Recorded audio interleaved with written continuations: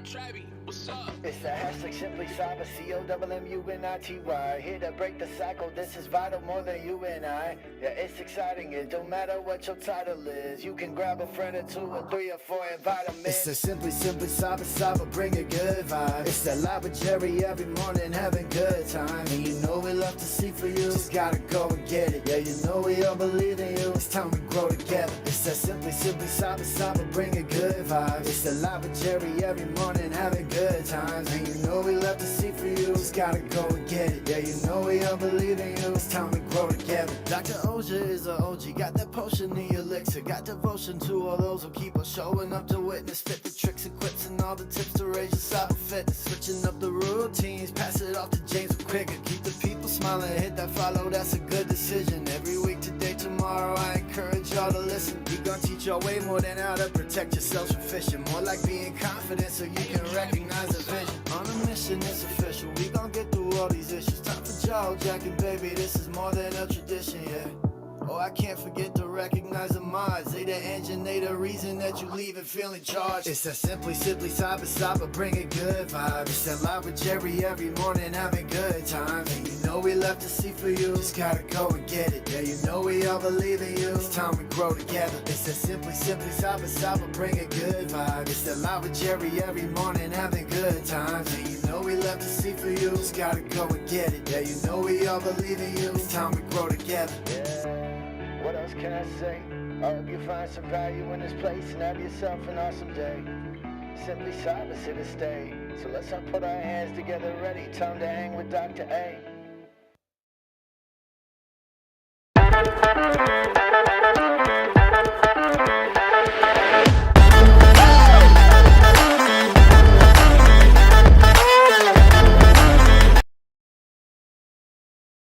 Good morning, everybody. Welcome to the party. Today is Friday. Thank goodness it's Friday. Jesus, this was a long week. Welcome to episode 854 of your Simply Cyber's Daily Cyber Threat Brief. I am your host, two thumbs, all smiles, Dr. Gerald Auger, alongside this giant cup of coffee. Over the next hour, me, you, Code Brew, Mad Destroyer, Devin Grady, Alpha Sierra, a.k.a. the Drum Major, Lara Flores, Cam Godet, chat just streaming like a raging river. Nerman, my man Marlon Johnson. We got Katie Craig. Guys, we are all going to be shredding the top cybersecurity news story alongside each of you today, and I will be doing everything in my power to use my experience, my knowledge, the extent of my capabilities to fully flesh out some type of cyber value from these stories. So not only are you going to get the surface level of what's going on in industry today based on the current news, but also I'm going to try to derive cyber risk reduction value, threat intelligence, if you will, that you can apply tactically today, strategically long-term, and ultimately to just level you up and make you just a banger of a cyber practitioner. I also want to let you know, if you're looking to break into the industry, this show is both for practitioners as well as people looking to break in. You're going to be asked in any job interview, I promise you, how do you stay current on the industry? It is that important to practitioners to stay current because it's constantly moving. Threat actors are changing tactics. It's a very, very high pace job and high pace kind of career path. So we have to stay current. That's why you get asked in the interview. This right here, banger of an answer.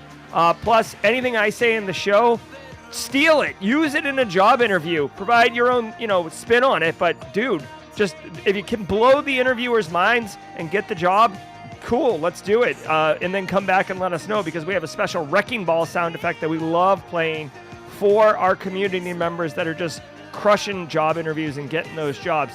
Now, I want you to know the show, every single day that we do it, I don't research or prep for ain't nobody got time for that. Any of the stories. I don't even know what stories are coming up. I know the first one has to do with Krebs, but beyond that, I have no clue. And that's fine. I love it. Honestly, it keeps me on my toes. And it's the way that I normally do this every day. Long ago, 854 episodes before this, when it was just me by myself, I would play it and stop and think to myself, what does this mean for me? How can I use this information? So I'm just trying to turn this and make it a mentor at scale opportunity. Plus, I want to say shout out to everybody in chat, the mods, are in chat, the regulars, the long timers, the blue badges. Guys, so many people in the community. If you are new here, say hello. If you're a lurker, maybe step forward into the light today and say hello. We've got people working in manufacturing, healthcare, different international markets, OTICS, long time in the career, new to the career, so many different perspectives, and people are sharing their thoughts and opinions. So it's great. This is an awesome experience. It's going to be a good one. Now, before we get into it, let me do, basically toss a coin to the Witcher here and say thank you to the stream sponsors, those who enable me to bring the show to you every single day and be able to focus on those things. Plus, the show sponsors allow me to basically build stuff like this so I can make content and help everybody, especially the GRC Mafia people. So let's do a quick minute with them, and when I come back, I'm going to say how this show can solve CPE woes. All that and more. I'll be in chat as the ads are running, saying hey to everybody. Let's go. I want to give some love to the daily cyber threat brief sponsor, ThreatLocker. Do zero-day exploits and supply chain attacks keep you up at night? Well, worry no more. You can harden your security with ThreatLocker. Worldwide, companies like JetBlue trust ThreatLocker to secure their data and keep their business operations flying high. ThreatLocker takes a deny-by-default approach to cybersecurity and provides a full audit of every action allowed or blocked for risk management and compliance. Onboarding and operation is fully supported by their US-based Cyber Heroes support team. Get a free 30-day trial and learn more about how ThreatLocker can help prevent ransomware and ensure compliance. Visit ThreatLocker. Do you want cutting-edge, high-quality cybersecurity education regardless of financial position? Check this out. I want to give some love and some praise to Antisyphon Training, powered by Black Hills Information Security. Antisyphon Training is absolutely disrupting the traditional cybersecurity training industry by providing high-quality, cutting-edge education to everyone regardless of financial position. They bring industry professionals with years and years of experience into the classroom to teach you and anyone else who's interested practical skills that are in demand in the market today. And on top of that, the student experience is amazing as you and hundreds or thousands in some instances of other students are actively engaging, networking, sharing tips, tricks, and experiences with each other, all live in the classroom. Go to antisyphontraining.com, check out their course calendar to see what courses they have coming up next. You won't regret it. All right, definitely won't regret it. I want to let everyone know that also today is Friday. Every single day of the week has a special segment, and Fridays is James McQuiggan at 35,000 Feet's Dad Jokes of the Week, and he's got some rib ticklers today. James has been busy bee at the Know Before conference this week, but he was the MC, phenomenal. I'd like to say he was the MC at Simply CyberCon. Kind of like 1A and 1B, if you will. So look forward to that. Guys, really quick, as we round out the show sponsors, I want to tell you about Fortified 365 by Barricade Cyber Solutions. Is your Microsoft 365 environment secure? Well, with business email compromise attacks on the rise, your entire business operation could be at risk. Fortified 365 from Barricade Cyber Solutions is your defensive shield. Their team of experts, including Eric Taylor, implements proven security standards to protect your business from cyber threats, ensuring compliance and safeguarding your sensitive data. They've helped countless organizations strengthen their M365 defenses with tailored solutions that address real-world vulnerabilities. I can tell you definitively this is true. I've worked at organizations and called in Barricade Cyber to help harden my M365 environment. They did a phenomenal job. Don't wait until after a breach to take action. Visit Fortify365.com today to learn how they can secure your Microsoft 365 environment against threats today. And really, guys, it's kind of left of boom. I know Eric Taylor is more of a forensics and differ guy, incident response, but he can GRC with the best of them. He will never admit that, by the way. If you see him, let him know. The protect category function of NIST CSF, Eric Taylor lives in that too. Finally, I want to say shout out to Flare Academy. You guys probably know Flare.io because I love Flare.io for threat intelligence, but Flare Academy, something new they started. Let me tell you, if you've ever wondered what separates the best cyber pros from everyone else, you would be surprised. Okay, I'll let you know a little secret. It's not just what you know, it's who's teaching you or who you learn from, right? There's a Dunning-Kruger effect thing going on a lot of times in cyber. You got to be careful. Flare Academy gives you something incredibly valuable. You get direct access to active cyber researchers through their exclusive Discord, which anyone can join. Imagine getting your questions answered in real time by industry experts during post-event QAs. You can have a treasure trove of high-value training right at your fingertips and get clarity from the instructor. It's not just another course, it's like a backstage pass to kicking cyber butt. Join the Flare Academy Discord community. Check it out. I'm in there. The trainings are here. You can see them on stream. Cybercrime, persona theory, de-anonymizing threat actors, managing organizational cred leaks in Azure. Dude, it's pretty cool. Go check it out. All right, guys, every single episode of the Daily Cyber Threat Brief is worth half a CPE, so say what's up in chat, grab a screenshot. It's right above me. Your chat is live right now above my head, so try it out. Type something in and see it appear above my head. It's awesome. All right, but the thing is, you can take a screenshot like Thomas Marquette, Phil Stafford, Alpha Sierra, right? Kimberly can fix it as always. Casey Cromer. Just say what's up, grab a screenshot, file it away once a year. Count the screenshots, divide by 2, it's off and running. Now, before we hit go live on this thing and let this mother trucker, this is like the Aerosmith roller coaster. So like when it leaves the station, it doesn't grab a chain and go up a hill. It leaves the station at like 60 miles an hour. So keep your hands and feet inside the car at all times because this show's about to rip off here. But before I do it, if today's your first episode, or you are constantly a passive observer, you've been lurking, you've been shy to step into the light, for whatever reason, make today. It's a Friday, man. Kick off your shoes. Get loose. Drop a hashtag first timer in chat. First timers, we got a special sound effect, special emote. If you're a lurker or someone who doesn't normally chat and you know exactly what we get, first timers, you can get it too. So let's do it. Let's have some fun today. Everybody else, including the first timers, sit back, relax, and let's let the cool sounds of the hot news wash over us in an awesome way. I'll see you guys at the mid-roll. From the CISO series, it's cybersecurity headlines. These are the cybersecurity headlines for Friday, April 11th, 2025. What's up, Ernesto? First timer stepping into the light. Welcome to the party, pal. Oh, yeah, and may I please humbly request that if you are a squad member like Alpha Sierra, drop those John McClanes in chat. And let's welcome our first timers proper. I'm Steve Prentice. President orders probe of Carrie's birthday today. Happy birthday, Carrie. former CISA director Chris Krebs. President Donald Trump signed an executive order on Wednesday intended to remove the security clearance of Chris Krebs, who had served as director of CISA and who was fired in 2020 after having stated that there had been, quote, no technological issues with the presidential election, end quote. The executive order not only directs agencies to revoke Krebs' security clearance, but also to, quote, suspend those held by individuals at entities associated with Krebs, end quote, including the cybersecurity firm SentinelOne, where he is the chief intelligence and public policy officer.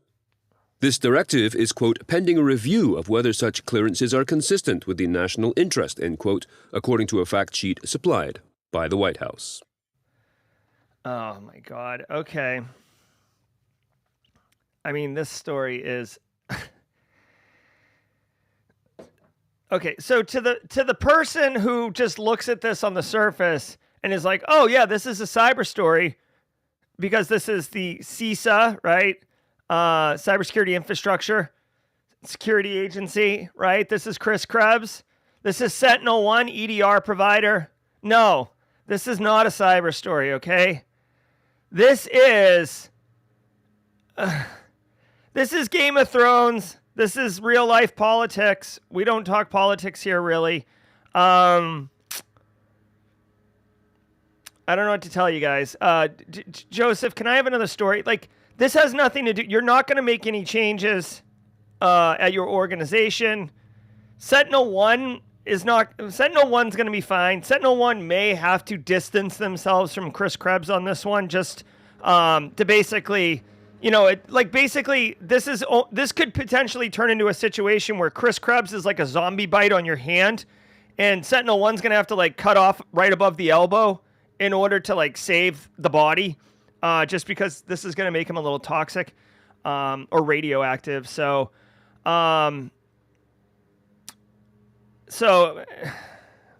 Nissan Leaf cars can be hacked for remote spying and physical takeover. Researchers at PC Automotive, a pen testing and threat intelligence company specializing in the automotive and financial sectors, revealed the hacking potential last week at Black Hat Asia 2025. Focusing on the second-generation Nissan Leaf made in 2020, they were able to, quote, use the infotainment system's Bluetooth capabilities to infiltrate the car's internal network. They were then able to escalate privileges and establish a command and control channel over cellular communications to maintain stealthy and persistent access to the vehicle directly over the internet, up to and including being able to control the steering while the car was in motion. Yeah. Now we're talking. Okay. Let's go. All right. So check it out. This is what a cyber story looks like. Here we go. Nissan Leaf hacked. There's so much meat on this bone that I might have to undo my belt and unbutton my top button, I don't have a button fly, but undo my button. This is a Thanksgiving 3 o'clock in front of the TV. Oh, that's how much meat's on this bone.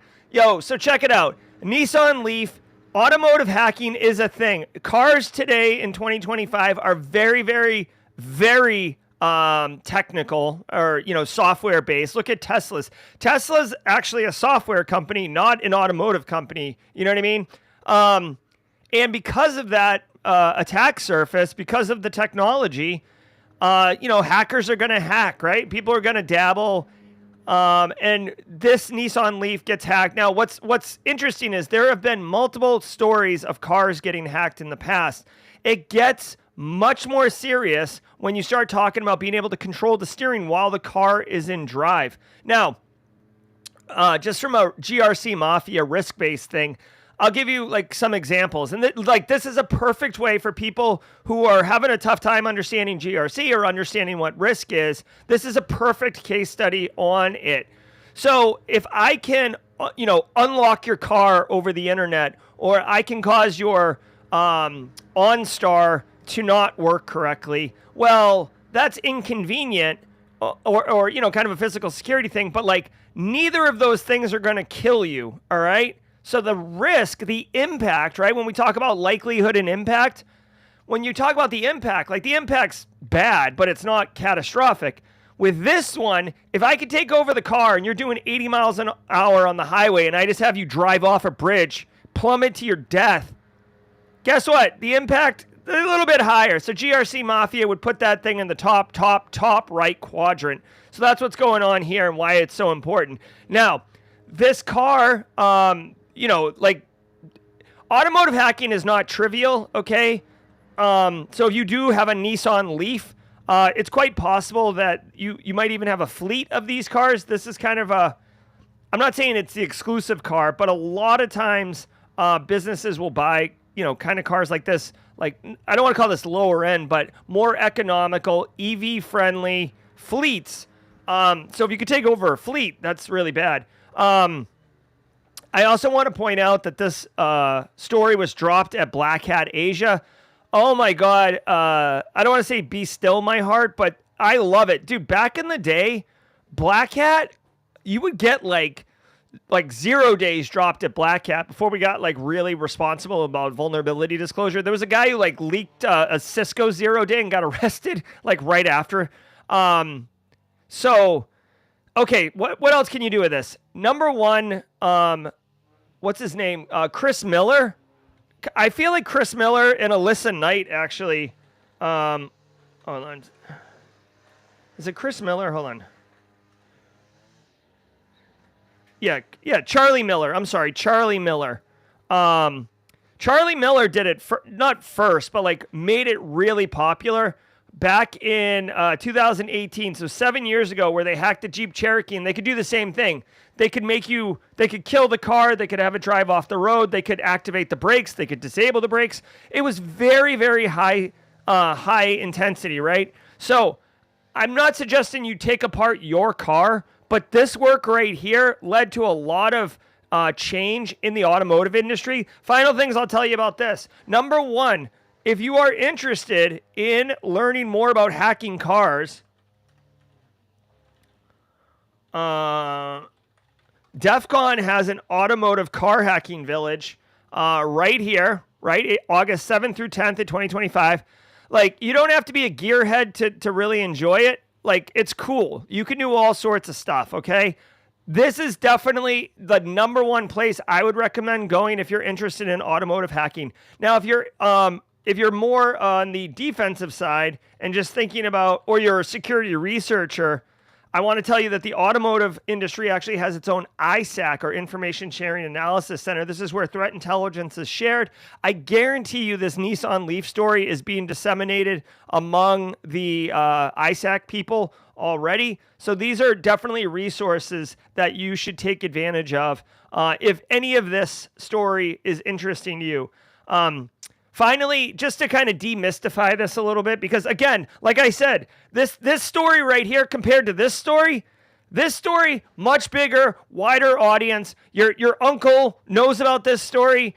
Nobody outside industry cares about this particular story, but I'm telling you, this one is a Slim Jim at best. This one's a full turkey dinner, all the trimmings, all that you can handle. So I'm going to go a little bit deeper on this one.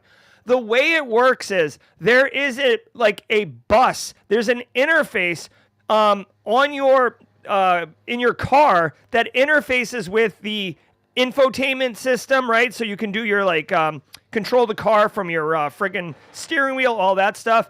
Your not your GPS, your cruise control, your speed, all that stuff. This isn't like an old-fashioned car where you can go under the hood and be like, run, run, run, run, run, run. It's all computerized, right? This is why you can change the chip in sports cars and unlock capabilities. Because if you can interface with that bus, you can begin to, it's almost like a JTAG or UART. It's like you can interface directly with the system in a way that it's not really designed for by the consumer market and off and running. Finally, I'll just let you know, if you do interface with a bus system on your car, you are definitely violating warranty and you could potentially brick your car. Okay, so just be mindful. Just be mindful of that. I don't want anyone being like, well, Jerry said it was a good opportunity, and now look at me. I've got a rickshaw that's shaped like a Jeep Cherokee. Okay, ooh, this is good. So we've got a couple backup stories coming in hot in case we get another dud. InfoSec experts warn of China typhoon retaliation against tariffs. Referring to the White House imposition of tariffs on China, cybersecurity advisor Tom Kellerman warns that China may, quote, retaliate with systemic cyber attacks as tensions simmer over, end quote.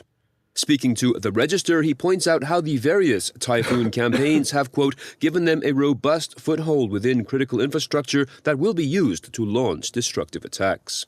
End quote. He continued, quote, trade wars were a historical instrument of soft power. Cyber is and will be the modern instrument of choice, end quote. In a separate interview with The Register, Annie Fixler, director of the Center on Cyber and Technology Innovation at the Foundation for Defensive Democracies, said, quote, to the extent that China is holding back on conducting certain types of cyber attacks, it may feel less restrained now, end quote. All right. First of all, World War fee. I mean, I'll allow it. It is kind of clever. I don't like it. I hope it doesn't gain traction, but that is pretty good. Okay, so again, if you've been paying attention for a minute, the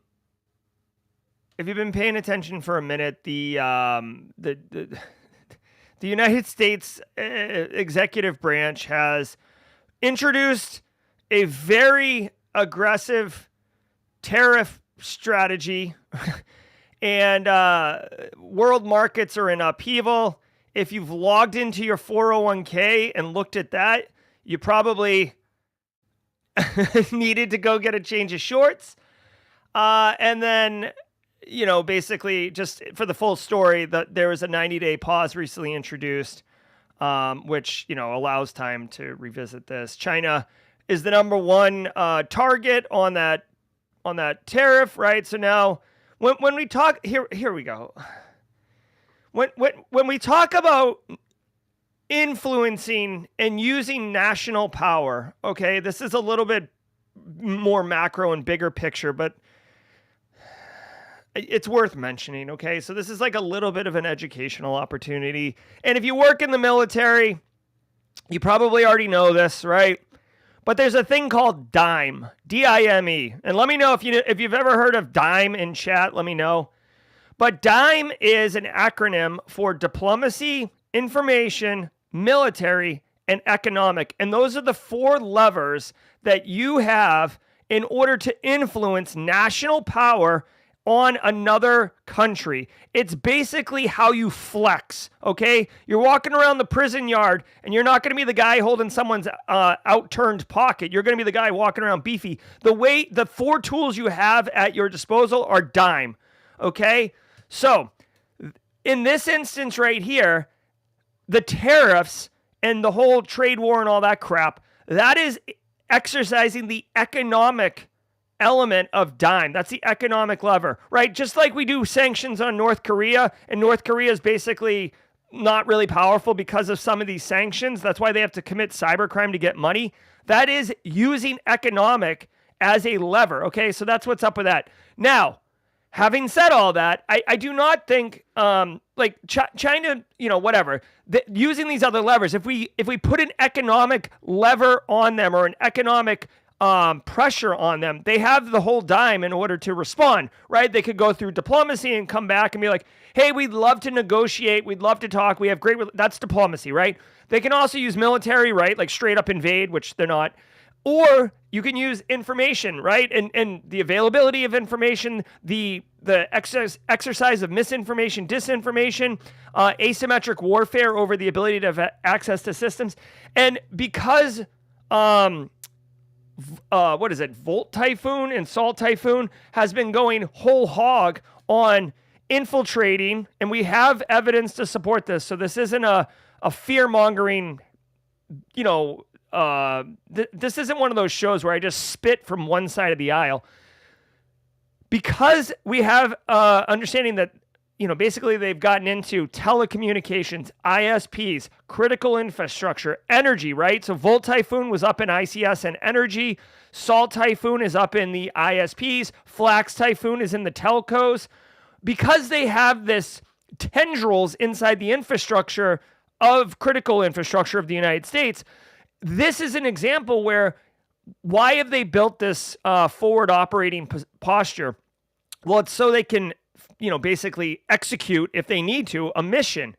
And that's the fear here, that they're going to go hard and flex, okay?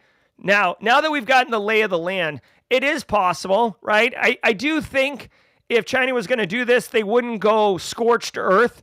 I don't really think there's going to be a scorched earth massive, blackout of the United States or something like that. I do think it'll be much more targeted and precision-based.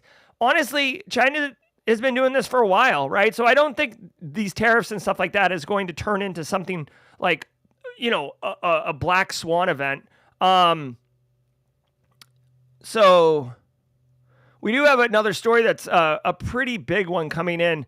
Hey, for practitioners, all I would say about this one really quickly is, China, as a advanced persistent threat actor, are incredibly sophisticated. They're incredibly capable. They are incredibly effective. Okay, so even if you do all the best practices and you've got a team of 20 people and everything, they can still get into your infrastructure, right? So remember, it's about cyber resiliency, not cyber security. Let me say that again. It's about cyber resiliency, not cybersecurity. I haven't really pushed this in a while, but it's important. It's worth revisiting. Cybersecurity is protecting from bad. Protecting is only half the battle. Okay, we have left of boom and right of boom, and left of boom is identifying your assets. Where's your data? Where's your apps? Where's your hardware? And then putting in controls to protect them. Remote access solutions. With multi-factor authentication, network segmentation, identity and access controls, configuration management, system lifecycle, encryption, like all the controls. You could put them all in place and then you're ready to defend the wall. But you need right of boom. You need to be able to detect when bad's happening, which is hard because you have to prove a negative. You have to be able to respond effectively and recover. Do not sleep on the right side. You're not, if Volt Typhoon, Salt Typhoon, whoever wants to get into your infrastructure, they're going to. It's how long they are there, your medium time to detect them, your medium time to remediate their infection, and your ability to be resilient and continue business operations, even in the fact that you are actively compromised. When you are actively compromised, you don't shut down unless it's a ransomware attack and then the threat actors have won. But hopefully, your right of boom, your ability to recover quicker, allows that downtime to be minimal and ultimately reduce the impact to operations, because that's what we're doing here. That's what resiliency is. That's why it's cyber resiliency. It's literally to maintain operations despite the fact that you're actively compromised, okay? So that's all I got to say about that. Germany links cyber attack on research group to Russian state-backed hackers. German authorities are suggesting that a Russian state-backed hacking group, likely APT-29, also known as Cozy Bear, was responsible for a recent cyber attack on the Berlin-based research institute, the German Association for Eastern European Studies, known as DGO. This is the second such incident involving the organization in recent months. The DGO described this second attack, which happened in March, as, quote, highly professional, and which targeted email systems bypassing enhanced cybersecurity measures put in place after a previous breach in October with suspected Russian links, end quote. All right. Again, not to make like China and Russia the boogeymen here, but Germany's a friend of the United States. Germany is an economic superpower. Hold on one second. We got a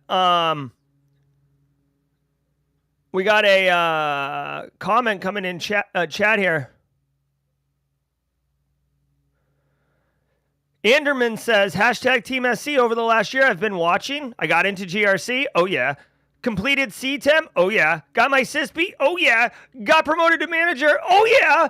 In the show to help reduce risk and aggregation people. Jesus, Anderman just got one of those like beer steins that you get at like German beer houses, like the oversized one, filled it up and then just poured all of it out, and it just kept glug, glug, glug, glug, glug, glug, and every glug, glug was like a huge win. Dude, Anderman, take a lap, dude.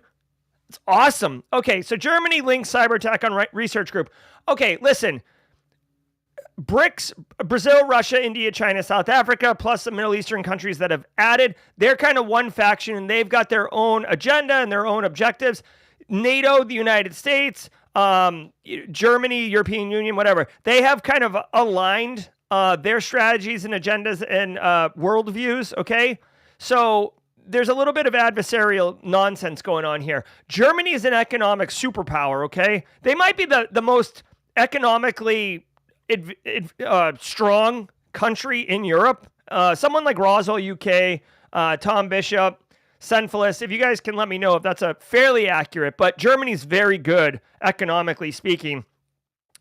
And this research group is doing research into Eastern Europe. What's going on in Eastern Europe? There's a freaking land war between Russia invading Ukraine, okay? So I'm sure there's some research being done there. Russia's getting up in that to do a little bit of espionage and figure out what's going on. Who knows what they're working on over there, but clearly it's of interest and value to Russia, where they deployed their A-team on it.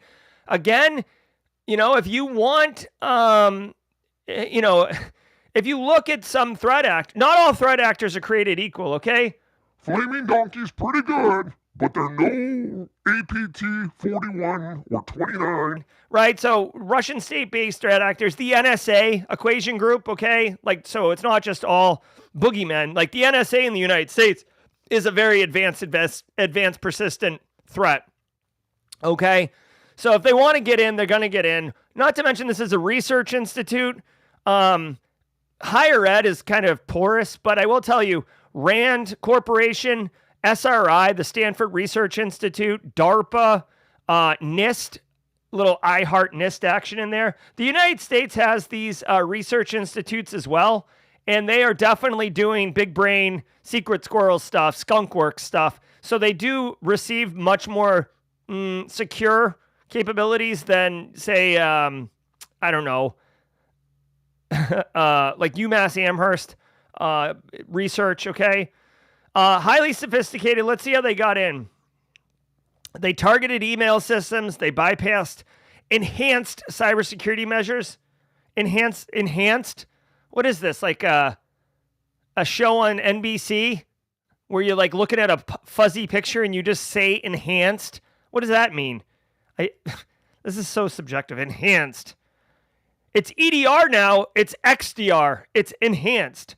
Okay, APT 29 is Cozy Bear. That's right. If you want a quick book recommendation, I actually have it right up there. But let's see. Fancy Bear Goes Fishing. This is a pretty good book from Scott Shapiro. Jenny Housley recommended this book to me. If you're interested in looking for like a pretty good book that covers Russian threat actor operations, this one right here is pretty good. Again, I have it. It's right there. So if you want to fact check me, I'm not bullshitting you. I don't even have like an Amazon link to get affiliate dollars. I'm just sharing knowledge up in here. All right, let's go on to the next story. Chris Rock's in the house. Higher ed's the worst to defend when everyone on the inside is an inside threat. 100%. Chris Rock's nailing it. Dude, higher ed researchers, they don't, like, and I say this from A, personal experience of having to secure those environments, and B, from being a PhD student who's done academic research. I've been in both seats. Listen, their research is what matters most, and if they can collaborate with other people, they're going to do it. If they need to get grant money, they're going to do it, and they're going to share all the things with everybody, because that's kind of how you play the game in academia, is like by flexing and getting your research shown. So, yeah, Chris Rock's 100% right. They are all insider threats. Huge thanks to our sponsor, Nudge Security. Also, really quick, Chris Rock, I showed the cadets, as is tradition, your DEF CON talk on how to overthrow a government as part of my information warfare cyber terrorism lecture. So just so you know, that lecture does hold up, man. Are you struggling to secure your exploding SaaS footprint? Nudge Security has you covered. Start a free trial today and get immediate visibility of every SaaS account ever created by anyone in your organization. With Nudge Security, you can manage access, ensure secure configurations, vet unfamiliar tools, and automate ongoing governance tasks. Visit nudgesecurity.com/CISO series to get your free SaaS inventory today. That is nudge, N-U-D-G-E, security.com/CISO series. All right, guys. Hey, it's the mid-roll. You first-timers, long-timers, we do this every single day, and I love it. Alpha Sierra is probably getting a little antsy in her seat. Let's go.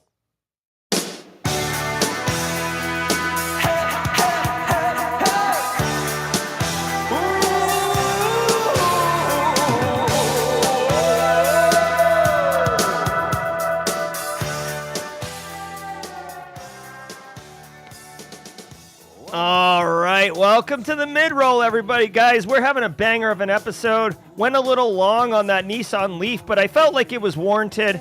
Guys, we're having a great show. I want to say thank you to all of you. Funky Monk, Elliot Matisse, Valentino, Triple D. Kimberly can fix it in the mod chat alongside Casually Joseph, Jesse Johnson, Chris Whitlock.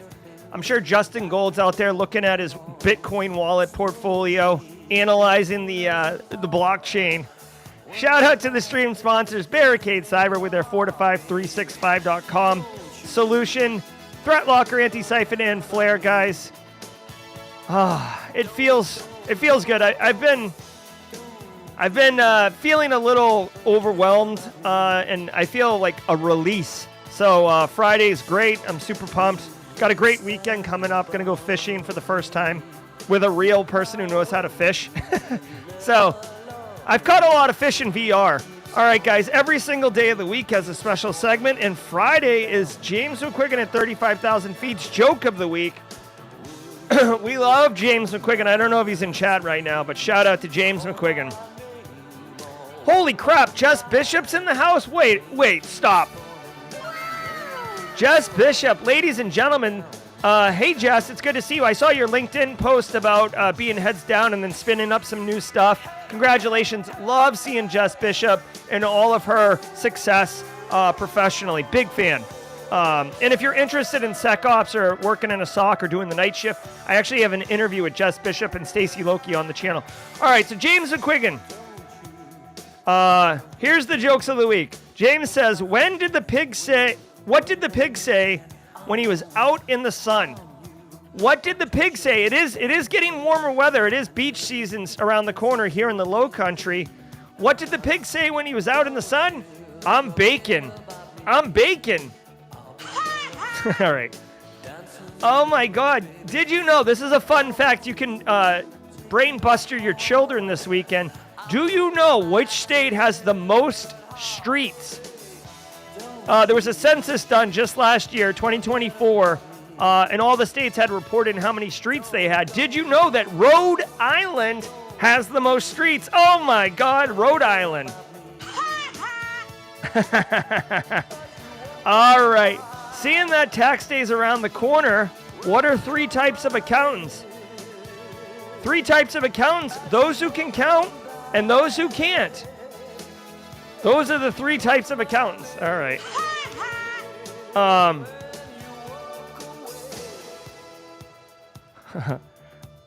All right, he sent me one other joke, but it's not appropriate for children. A rare dad joke that's not appropriate for kids. It is kind of funny, though. So if you want, we can do it during Jawjacking. It does have to do with beer nuts. I'll just leave it at that. Hey, everybody, let's get our la-la-las on. Alpha Sierra, lead us off. Thank you, James McQuiggan, for the jokes of the week. We'll do our la-la-la-las, and then we're back into the news. Let's go. You know the words.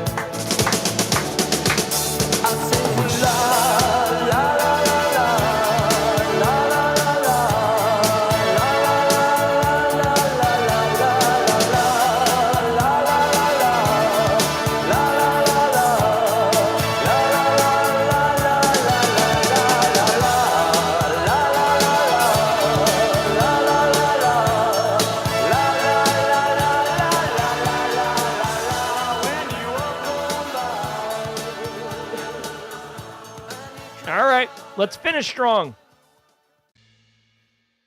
Sensor company Sensata detects ransomware attack.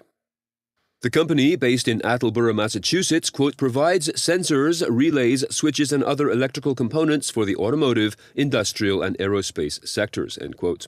The company has operations in 14 countries and employs more than 18,000 people. It recently informed the Security and Exchange Commission of a cyber attack that was detected on April 6th that it described as a ransomware incident that resulted in files stored on some devices being encrypted, along with evidence of files stolen from its systems. An investigation is underway to determine exactly which files have been taken. Company representatives say this incident has, quote, impacted Sensata's operations, including shipping, receiving, manufacturing, production, and various other support functions, end quote, and the full scope and impact of the incident is not yet known. All right. So, first of all, shout out to Attleboro, Mass. It's right around the corner from where I grew up. Not known for much. North Attleboro, it's like almost Rhode Island. Speaking of roads in Rhode Island, but anyways. Dude, here's a company that none of us have ever heard of, Sensata Tech, that's probably got technology in devices that we use. There's a bunch of these companies, right? Like we all know Google and Microsoft and stuff, but this guy, Sensata, they're in 14 countries. They employ 18,000 people. That's not small. That's actually quite large. I wonder if we can get annual revenue for this company. $3.9 billion in 2023. Okay, so this is like a super legit company. Fun fact, if you didn't know, back in the day, like in the 80s, again, I was alive. Back in the 80s, like Boston was kind of like a tech hub. I'm not saying it was Austin, Texas or anything, but like Wang, Wang Computers. If you guys want to go in the Wayback Machine with me, Wang Computers was up in there. Some other, large players were, there was like a tech sector in Boston. Not that Attleboro's Boston, but you know what I'm saying.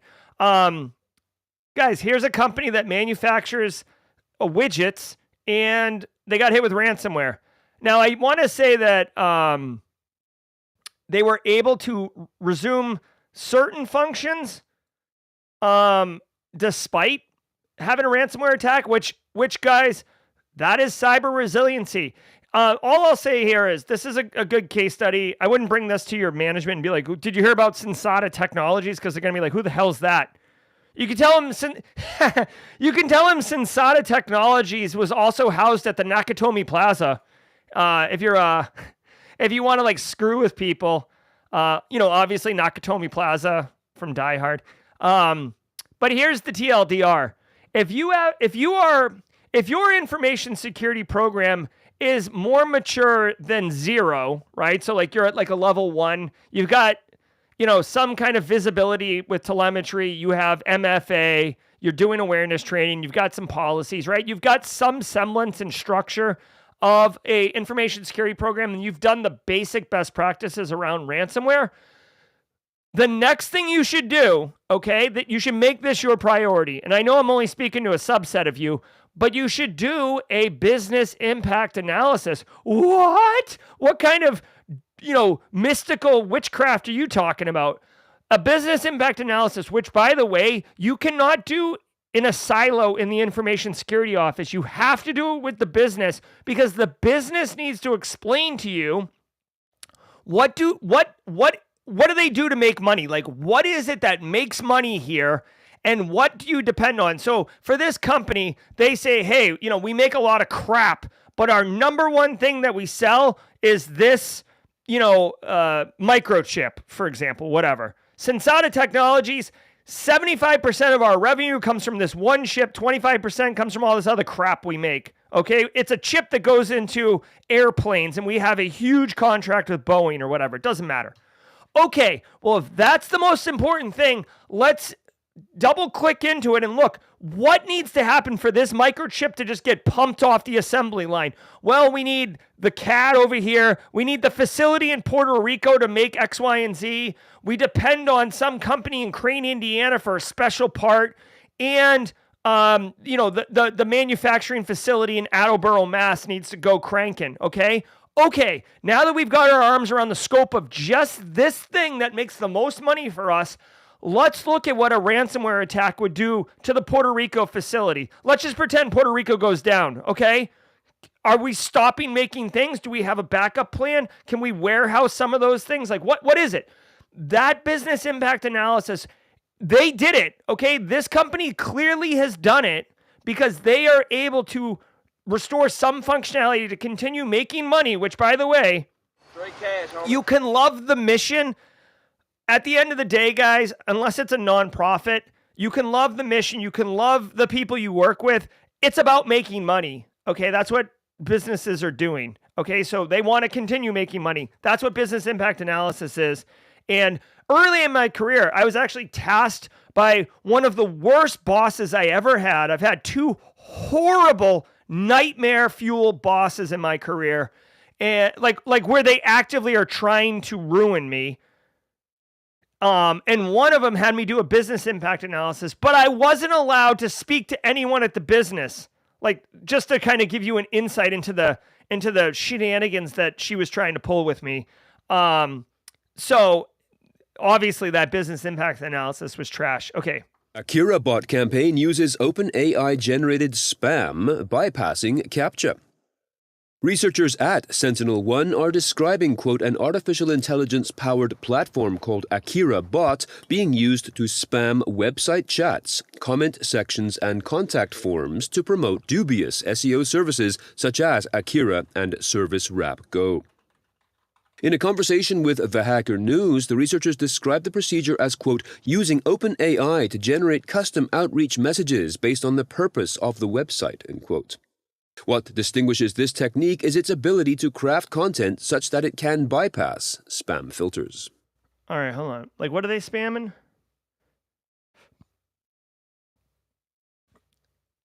Oh, okay. So they're putting a bunch of trash on websites in order to do SEO. I'm sorry. Maybe I should sign up for AkiraBot for Simply Cyber and get some SEO. I'm terrible at the marketing side of like, did you know right now we're running a 20% off everything, all the courses at Simply Cyber Academy? If you didn't know, we are. But I'm not the best at that part of business. I'm good at like the delivering of the knowledge. Okay, let's see what they're doing here. So what is AkiraBot's main plan here? So just because you do all sorts of SEO poisoning and stuff, what's the end game, right? Elliot Matisse. What's the end game here? Dude, just because you can like spam the crap out of forums and chatbots and stuff, why? Dude, in 2025, we're not dealing with kids in the basement as much, just seeing their crime as curiosity. There's always like an objective on like for the action. So,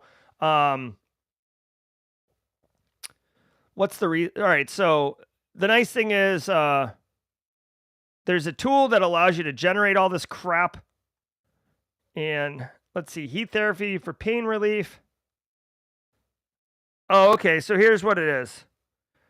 You can see in the screenshot here, they are promoting useakira.com, useakira.com, useakira.com, useakira.com. And the idea is that they're poisoning search results. So threat actors could pay for Google ads, or they can spam like not SourceForge. Oh my God. What's the friggin', what's the website that's like, it's like a discussion forum for code. I'm like brain farting right now. It's not SourceForge. Stack Overflow, right? It's like spamming Stack Overflow, spamming Reddit, spamming all these sites where people go to get questions answered with the idea that, if you show up high enough in a search result, people are going to say, oh, use Akira.com. Think, click on it, and now you've basically driven people to your malicious website. I do want to point out really quickly, this particular technique, while effective, is going to result in random hits, right? You don't know who you're going to get. You might get a poor starving artist, right? Or you might get a CEO, right? You have no idea who you're going to get. So obviously, this is a pray and spray numbers game for the threat actors. It is an interesting technique. I'm not quite sure how you manage it. Reddit has moderators. I guess I would just think that you can use AI to kind of like scan and like look at what is being posted to see if it's trash and do that. But just be mindful of that. You might actually see this in your infrastructure. If you have a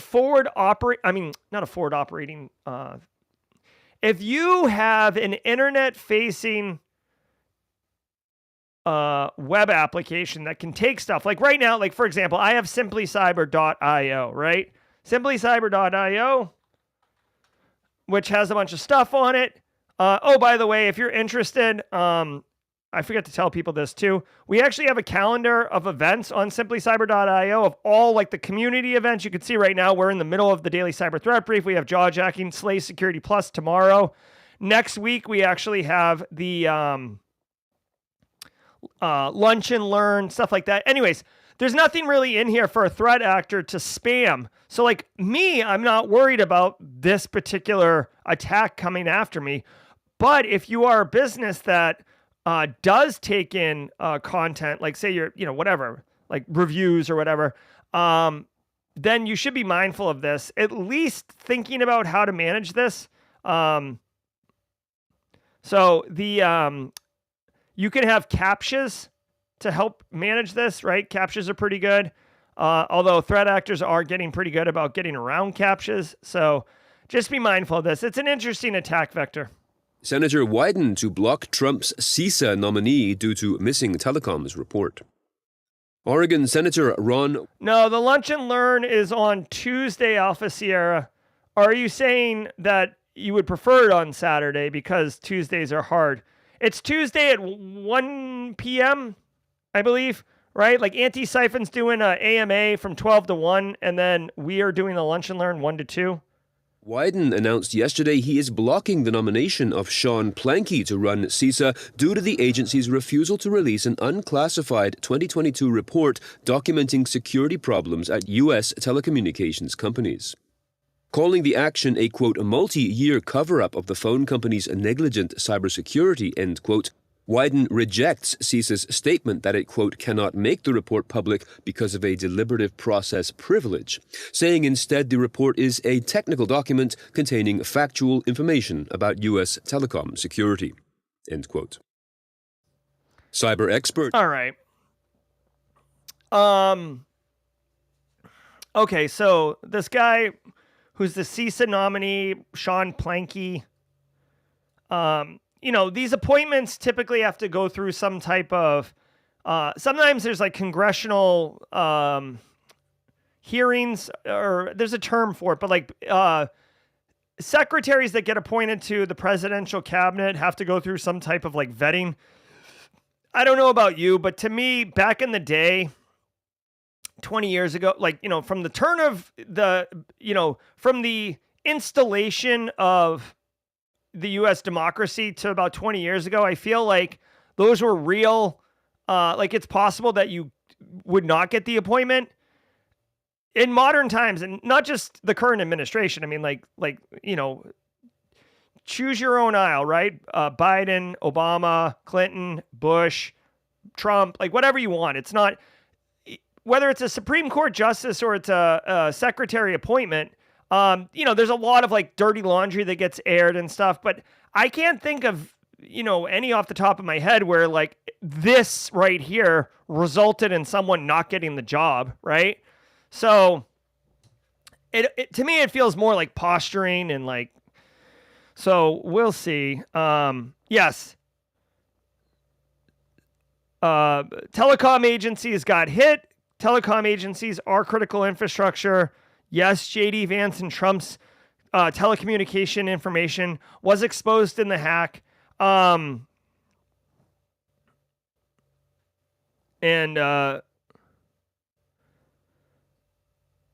been numerous incidents, unauthorized attempts to access network user location data through communications providers in the U.S. A whistleblower did this. So, yeah, it's not good, dude. Critical infrastructure is not good. The more you look into it, the scarier it appears. So, whatever. I mean, I don't know what the ultimate goal is. To me, this is saber rattling, whatever. I don't know if Wyden is Questioned voluntary Pall Mall code governing the use of commercial hacking tools. Following up on a story we covered last week, It's not a political show, Valentino, and just so everybody knows, I do try to not introduce... I mean, there's political stories, right? I do try to be objective as best I can, okay?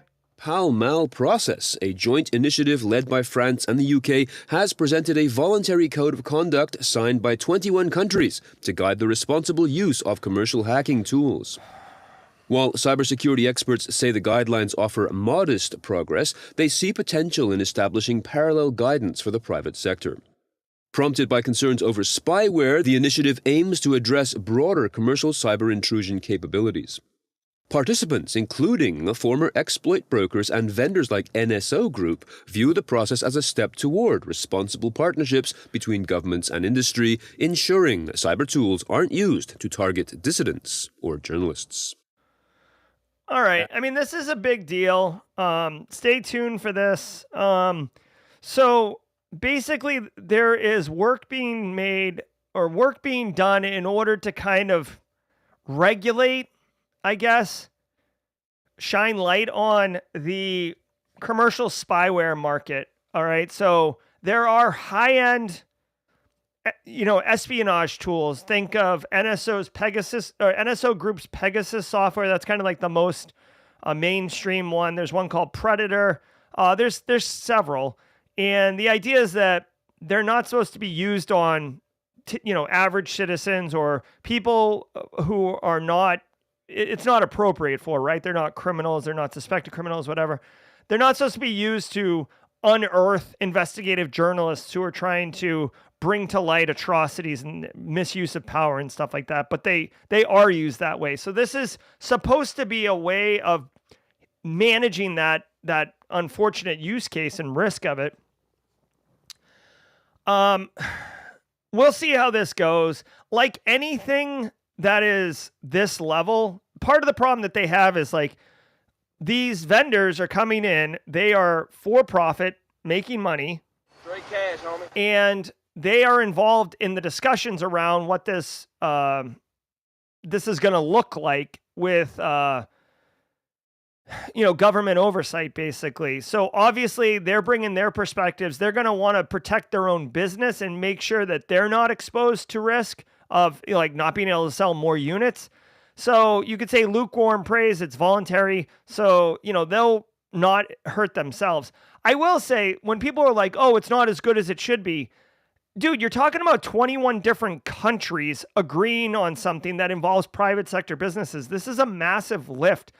In my opinion, I like moving forward with something. If you try to get it perfect, this is true for your own personal life too, not just this. Do not let perfection get in the way of progress, all right? Like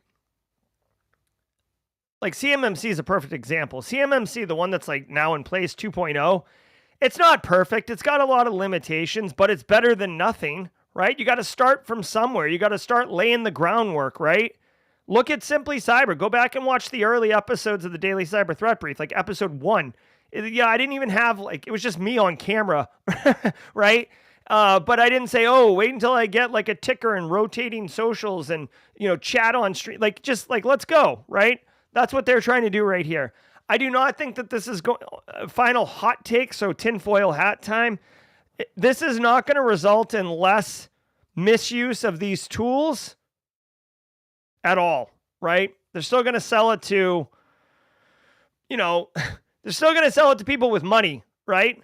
Whether you're going to use it on investigating your adversaries or spying on your spouse or whatever. If you have a pretty good use case that you can tell them, they will happily sell it to you. So we'll see. Have a great one, everybody. Let's go. As usual, we've got a busy Friday of live streams today. We do have a busy Friday of live streams today. Thank you for that setup. 1 second here really quickly. Oh, we got some Jawjacking. We just become best friends. Yep. Bruising Hacks, Kia Aura. Hold on 1 second. Let me get the music going here.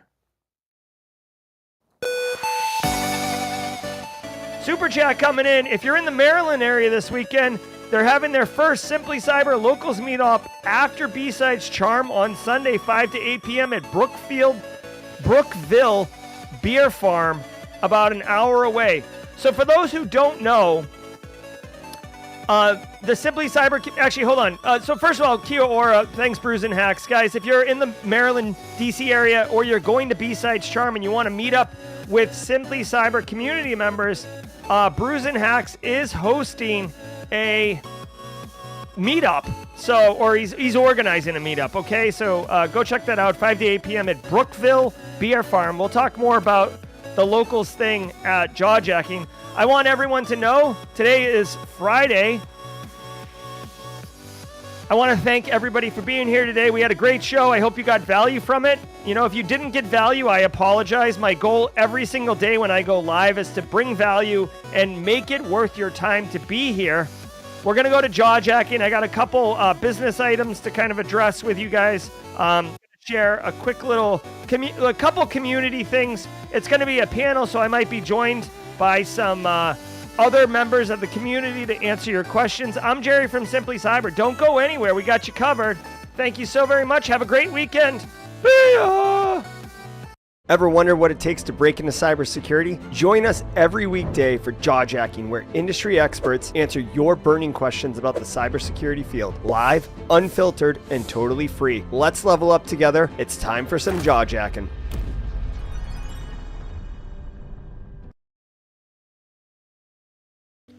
Hey, what's What's up? Welcome to the party. It's Friday. It's Friday. We're going to get our party on. Ooh! Welcome to Jawjacking. I'm your host, Jerry Guy. We're straight kicking it like a bunch of bosses. It's Friday, which means we're going to have a panel. I see Casually Joseph in the green room. We're going to bring that beautiful baby onto stream and drop his barricade, cyber, influence, Palo Alto knowledge all up in your face. He is streaming on Learn to Defend Cyber like a boss. This guy's got so much going on. He's killing it. He's also pretty good at DayZ. He'll jump in every once in a while and feed me a fish because I'm quite pathetic at the game, frankly. Guys, you may be coming from the Daily Cyber Threat Brief hosted by that nerd, Dr. Gerald Auger. Oh my God. Enough with your academic research, you geek. All right, for real though. Hey, let's do a couple quick programming notes, and then we're gonna get the jawjacking going. Jawjacking is ask us anything, we will give you answers. Really quickly, a member of the community, Zmif, right? So add Zmif. Oh, he's not. Well, whatever. Zmif's not in chat right now, but well, yeah, he is. Why is it not come? Why can't I tag you, Zmif? I don't know why I can't tag him, but anyways, Zmif has been a longtime member of the community. He's doing some academic research, and he asked if I would share this with the community. I reviewed it. I approve, if you will. So I do want to share this with the community. Really quickly, he's doing some research on how humor influences cybersecurity communities. This is 11 questions. It's just a quick Google form. I vetted it. It's legit. There's nothing dodgy about this. This would take you like a minute and a half, 2 minutes to complete. If you would like to help Zmith with his research, I'm going to drop a link in chat. Again, it's just about humor in Discord communities for cybersecurity. Very specific thing. I support it. So if you have a minute, please complete. Okay. Wait, I probably should have put that as one link. So just go in there if you would. I'm going to complete it after the show ends. That's that. The other thing I want to say is we talked briefly about the locals community. Chris Whitlock has been revitalizing the ambassador program. This is a voluntary program. If you would like to meet Simply Cyber people that are local to your community, if you want to kind of stand up an in-person recurring thing, Casually Joseph's doing it for Charleston. We have representation in Detroit, Marcus Kyler, Kansas City, Toasty Pops, Atlanta, Boston. Okay. Brews and Hacks is doing the Maryland, DC, Virginia area one. So if you're in that area and you'd like to meet up, they're doing a meetup this Sunday or Saturday at Brookville Beer Farm. Just connect with at Brews and Hacks. Okay. Now that I've said all that, ladies and gentlemen, let me switch my camera because I got to tell you, Casually Joseph, aka Cashmere, he's bringing the heat, and we need to give him a full half screen. Ladies and gentlemen, Casually Joseph, what's up, dude? What's going on? How you doing? Man, you sound good. Listen to your audio, huh? Yeah, it sounds familiar, doesn't it? It does sound good. Hey, so really quick, Casually Joseph is blue team. He's prior GRC, so he knows the struggle. So if you got any questions, drop them in chat. How's your week been, Joseph? It's been good. Some days it felt like the week had already been 2 weeks. Some days it felt like the day just zipped by and I didn't even realize it. It's been good so far, though. Overall, I would say it's pretty good. How about yours? This week's been good. I've actually been, I don't want to say I'm on the struggle bus, but it's been a lot. We've been doing a lot of renovations here at the house, and I've been trying to get this studio back here set up so I can film a GRC mini course. I got asked a question on Jawjacking a couple days ago, and I didn't have a good answer, and it haunts me. So enough that I have to do this. So I'm feeling good though. I'm looking forward. I have a good friend. My college roommate's actually driving through with his family tomorrow. He's going to stop by. He is a uber high ranking Air Force person. He's been in the Air Force 24 years, if that says anything. See him in a minute. I'm going to high five him and then going fishing on Sunday with Captain Ron or Captain Ethan, I think, and he's gonna put the bait on my hook and take it off the hook.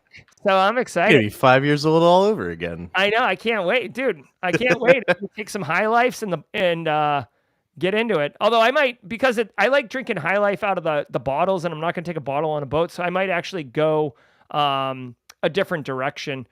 Really quickly, Katie Craig says, "Is there a San Diego?" Actually, Katie, there's a very healthy San Diego contingent. So definitely go onto the Discord server and look at the locals meetup and look at the San Diego one. All right. I'm trying to look at questions in chat. Dude, I just put a new battery in this trackball and it's like still kind of dodgy. It's okay. It's because it's a trackball. Oh my God. Kathy Chambers said, "Good to see you." Yeah, Hey, good to see her. She's in chat. Yeah, Kathy's awesome. If you guys don't know Kathy Chambers, you should know her. She's cool. She's smart. She doesn't like to acknowledge it, but she's smart. So I don't see any questions in chat. I'd love. I do want to share something with everybody. I deployed Security Onion in my home environment this week or last weekend. So just as a little fun project, I bought a mini PC for like $300. It's a NUC. If you're familiar with NUCs, NUC. And I basically blew out the Windows license, installed Security Onion on bare metal, and went around my house with a USB drive and installed Elastic Agent on all the PCs with my key focus. Like the whole reason I did it for two reasons. One, so I could have like a home Security Onion and better understand it, so I could help people with that. And then two, this main rig. I've been getting like suspicious Google activity, and I think it has to do with VPNs and stuff. But this main rig, I want better visibility on, even though I have EDR on it, and my 13-year-old's computer, because I think he's making some bad choices, and I need evidence to support my investigation. Just saying. So. We'll see how it goes. I've got it stood up and everything, and I've got the default detections installed, like the pre-built ones, but I'm not getting good telemetry in there, so I'm still kind of dorking around with it. Did you make sure to put up your pop-up privacy banner so that end users know they're being monitored when they use their devices? No. This is a authoritarian environment up in here. Tisk. Yeah. Well, you know what? You can file it with HR. Cyber Ronin has a question. How do you properly do recon on a company you are interviewing for? That's a fun question. You want to go first? You want me to go first? Very obviously, you can start with the job description and see what they want to maybe tailor your answers a little bit better. I would also say see what other positions they're hiring for, so you can kind of get an idea of how the company is structured. And then, of course, LinkedIn is a gold mine. You're going to see whoever works there if they post about it openly. If you can figure out who your interviews are, you can do OSINT on them, figure out what they're interested in, what they post about, all of this kind of stuff. I mentioned this in the first Friday Discord AMA. It's great to tailor your answers, but never lie. Like, don't bother lying. Most of the time, if you're talking to a professional, they're gonna know when you're lying. It's just how you can kind of make sure that your answers are geared towards the company you're trying to apply for, because you wouldn't want to like give an answer about medical to a manufacturing company. You might want to kind of draw the bridge there. Yep, 100%. It can be difficult to figure out who you're going to be interviewing with. When I did MUSC, I mean, I went on LinkedIn. You can filter by company and then InfoSec. So like I was able to kind of piece together who would be in the interviews, and also part of the tech stacks that would be involved. So, did that type of research. Also, if you can, it's worth attempting to see if they've had any breaches that were public in the last 2 years. A lot of times when there's a breach, if it is public, that's why your job has been created. Like the reason they're hiring is because they've gotten funding now because they had an incident. So you can certainly be mindful of that, what the attack vector looked like. I would not walk in there with a Pringles can size of table salt and just dump it in their wound. Yeah, I was about to say maybe don't bring it up unless they bring it up. Yeah, that's definitely a best practice. You do not want to kick someone in the nuts. But okay, so those are all the questions. We got a lot of questions dropping in chat here. I'm gonna do. Oh my gosh, there's so many questions. I'm gonna just do a couple quick fire ones that are not really questions. Kyle says, "Do I really want to know what my 13-year-old's doing?" Yeah, well, yeah, it's a double-edged sword, right? Chris Rock said he's 13. Enough said.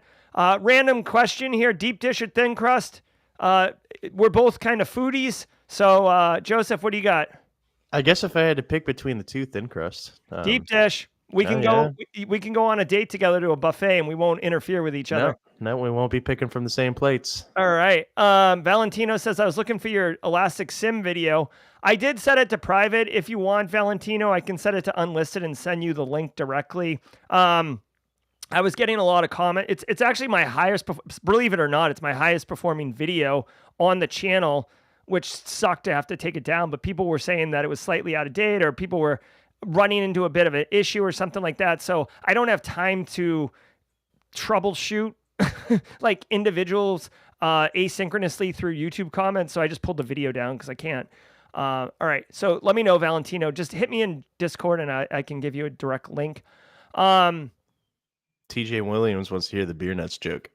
Oh, okay. Hey, so really quickly, if you have a child there and you do not want your child to hear a semi-risque joke, it's not, I would tell my kids this joke, but go ahead and mute, okay? And I'll hold my hand up while the joke's being told so you'll know when it's time to unmute.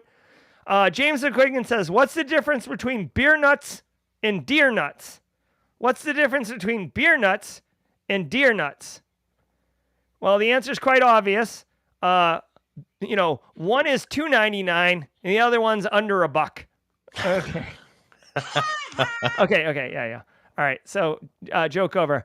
Soulshine wants some more of the voice changer. I don't know. We only do this when threat actors are around. All right. Hey, did you guys see the new SOC L1 alert triage? I'm looking to do it for practice management. I don't know what this is. SOC level 1? Alert triage. Is it the Try-Hack Me cert, I'm assuming? I don't know. I don't know. That one's called SAL 1. SOC level 1 alert triage. I'm not too sure what that one is. I don't either. Anyone in chat know what Connor DSC2 is talking about? Or Connor, if you can provide better context, let us know. Damn, the questions are coming in hot and heavy now. How do you handle AI risk assessments as third-party vendors move to using AI features? Personally, I don't think you're going to really handle the risk. To me, at this point, it's more like collecting awareness and visibility. Same practices with data governance, like whatever data we're giving you or whatever data you're going to have access to, will you be sticking it into AI training models or into AI? And is that approved or not, right? To me, that's really the question to think about with the AI. If you wanted to get into like what kind of AI are you using for decision making, because now you might be deferring versus using it as a tool to help make decisions. Those are the kind of things. But honestly, AI is like permeating everything. Like I'll give you a quick example. Let's say that you're working at a hospital and Dr. McLovin wants to use a angiogram device that reads MRIs for detect or X-rays for detecting cancer, and AI is in there to help with the reading. Like, are you going to do anything with the AI risk assessment in there when you're doing like your review of whether or not that technology should come in your environment? Probably not. You're probably more concerned with identity and access management. How can you access this device? Is it going to get remoted into? How are patches and updates going to be handled? Like, does it interface with any cloud systems? So I would just say don't get too hot on AI, like for all the things. I would be a little bit more deliberate about selecting when to kind of incorporate AI risk into your assessment. Joseph, any thoughts? Yeah, no, I think you kind of covered it. It's like what data is it collecting? How is it being used? That's kind of the only way you can approach AI. Especially when it's third party. If you were talking more about in-house LLM that you can get with legal and figure that out. But when it comes to third party tools, they're gonna put AI in it, and you have to choose whether or not you think that's okay because of what data it's collecting. There you go. So we're getting more context here. That Connor question was around Try Hack Me's Sal 1. I mean, I could tell you, like, I actually, it's so, like, I am so conflicted. So, like, Try Hack Me gave me a voucher to take it, and I will take, it's a 24-hour exam, and you have to do three different pieces to it. And I just I don't have that block of time. And I don't want to just take it haphazardly and then render an opinion. So I know like Luke J did it recently. A couple people have done it.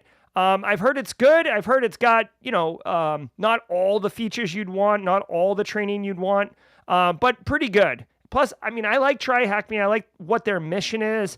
I looked at their SOC simulator at Black Hat. It looked great, like at a surface level. So I think it's good. Like anything else, though, any other certification, the value is in what the market is saying the value is of it. It's brand new, so the market hasn't had a chance to adjust yet.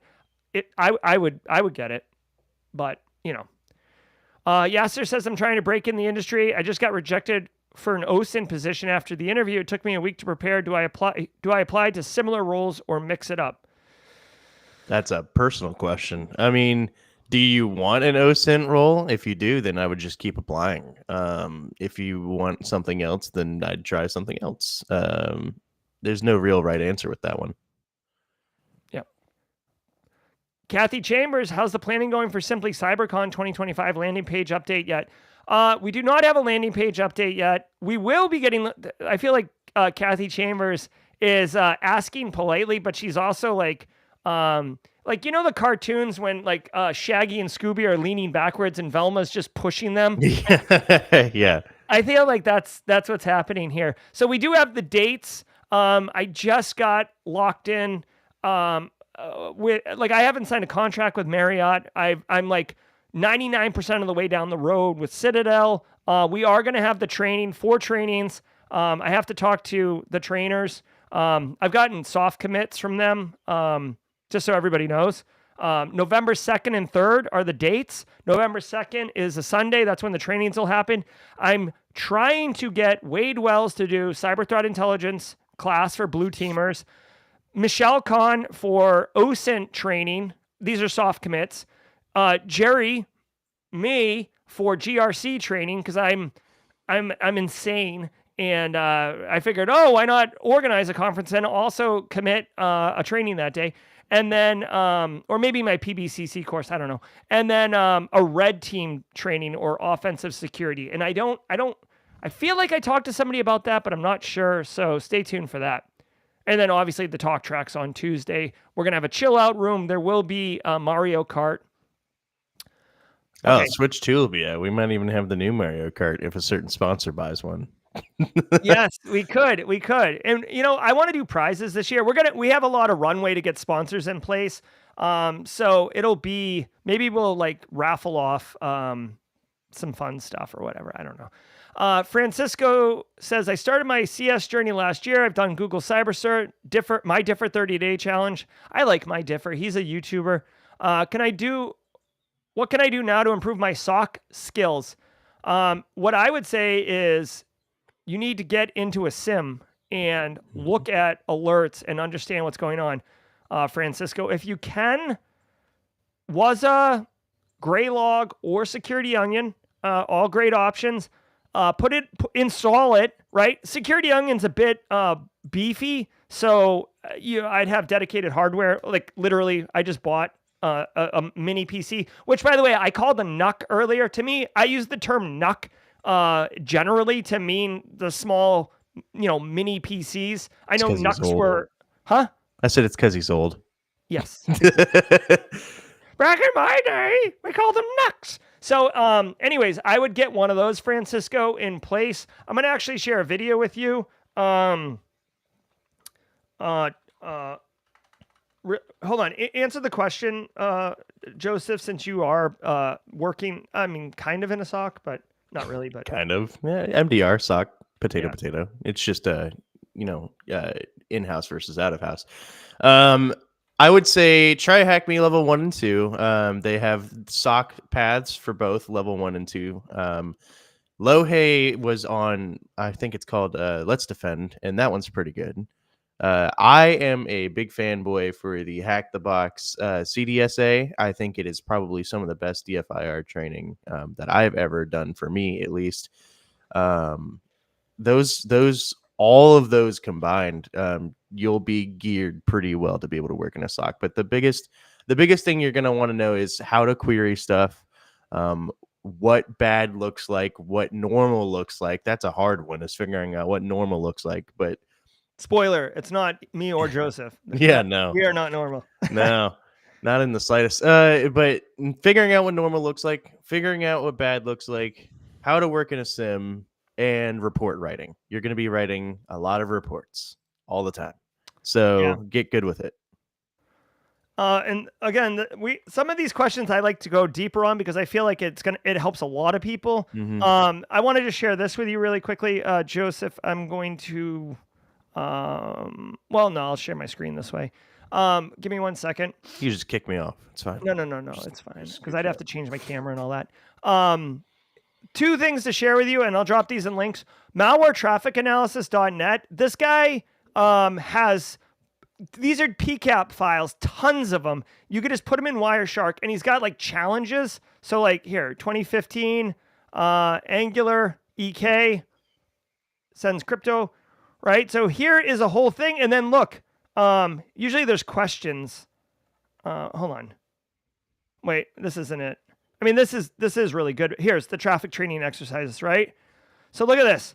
You can actually, this is from January this year. Look, here's a PCAP file you can download. You can open it in Wireshark and look at it. He's got a little scenario. I mean, this is a real scenario. These are real PCAPs. And then they ask you these questions. What the IP address? You should be able to go through these and answer these questions. If you can't answer these questions, that is a learning opportunity for you. So like, these are just straight real, like, you got to put the work in, right? And I'm not saying that you're not, Francisco. I'm just saying for everybody, like, take advantage of these resources. And finally, for your home network, this is Tom Lawrence. This guy's awesome. I love Tom Lawrence. He's such a nice person. He's got this video on, this is what I watched the other day to decide if I was going to install Waza, Security Onion, or Graylog. This is a great little walkthrough video. You can definitely do this as well.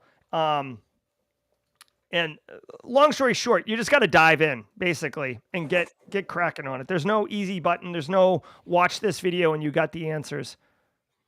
Okay. Shout out to Johnny, who just DM'd me, by the way. Oh my God.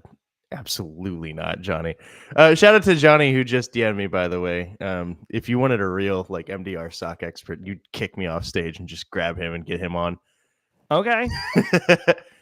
Yeah, I mean, does Johnny want to get into the on stream? I think Johnny is currently in queue, so he's not. Oh, all right.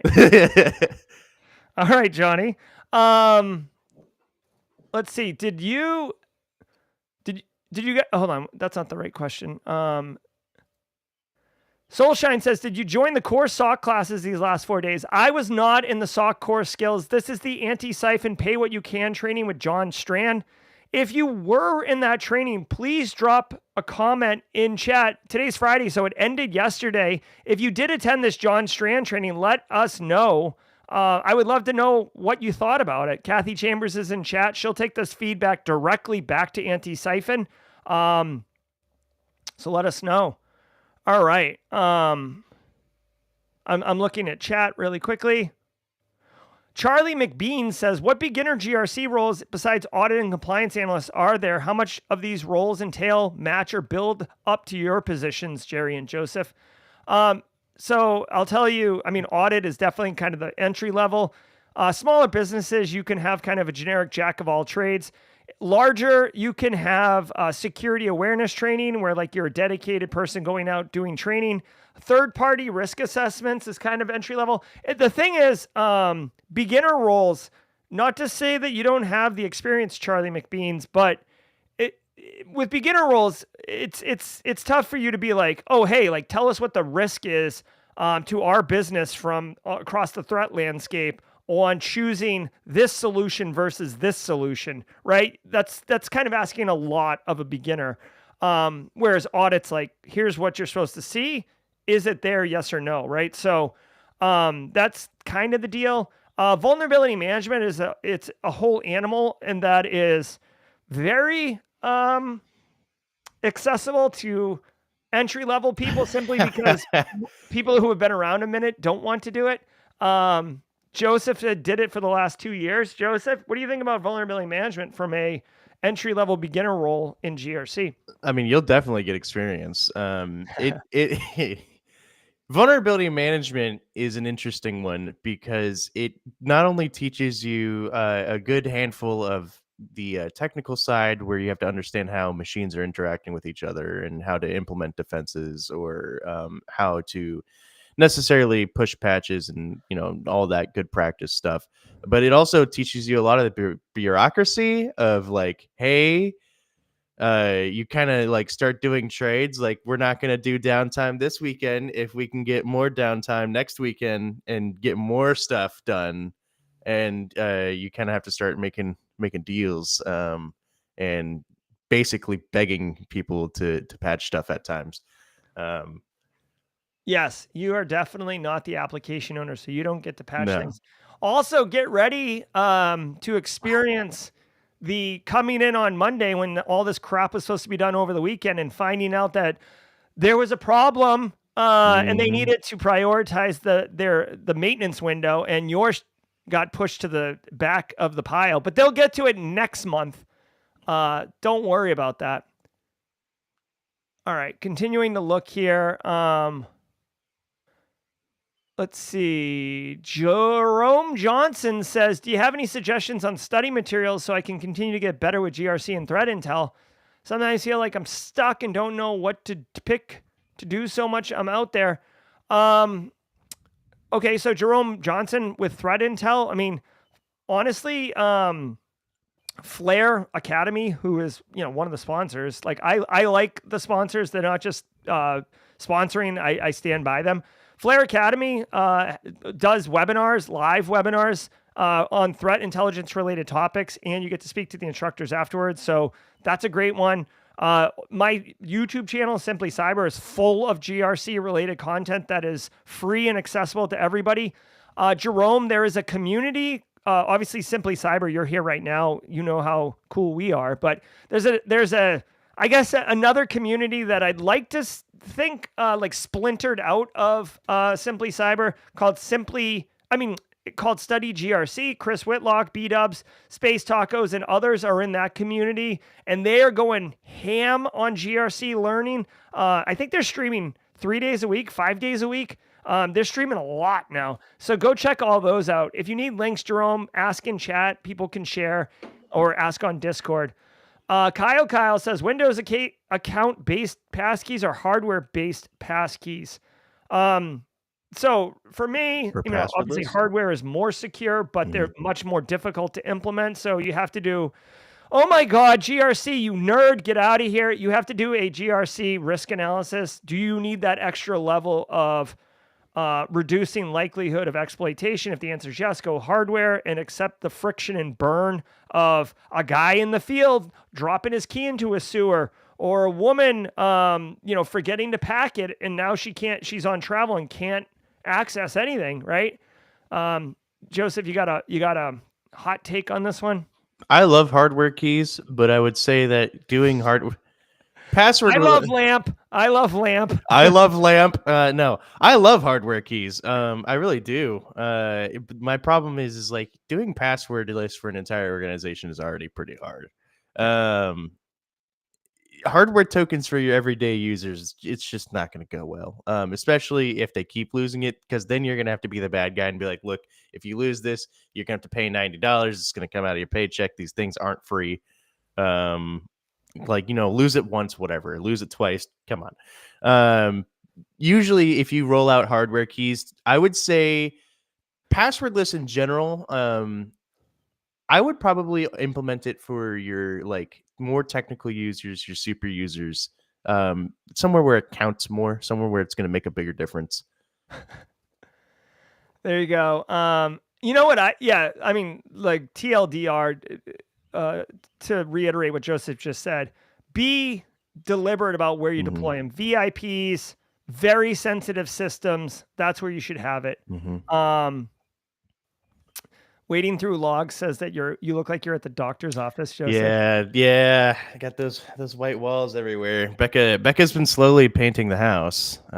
My office is like last on the list, so it'll get painted eventually. Don't be shy. With blackout curtains and ambient lighting. I have them. They're just drawn right now because I wanted to look outside. No, yeah, you too could be a like a troglodyte like me and just live in this darkness. So I wanted to pretend I'm allowed to go outside at some point. Yes. So what would you say is the best platform to practice CTF attack and defense? Try Hack Me, Hack the Box. Both very good. Hack the Box, once you've gotten comfortable, it's a little bit harder in my opinion. Yeah. Try Hack Me. It has a lot of stuff that teaches you a lot of your good skills, and it goes into a lot of advanced stuff too. And I would say that some of their hard boxes are like harder than like real life hacking because they're meant to be. You're finding like really, really niche vulnerabilities. So yeah, I mean, that's what CTFs do as well. They're not like necessarily real life hacking. They actually go like way beyond your typical scope.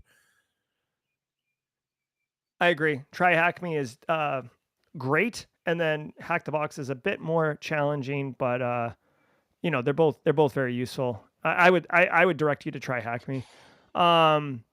Really quickly, very, very deep cut.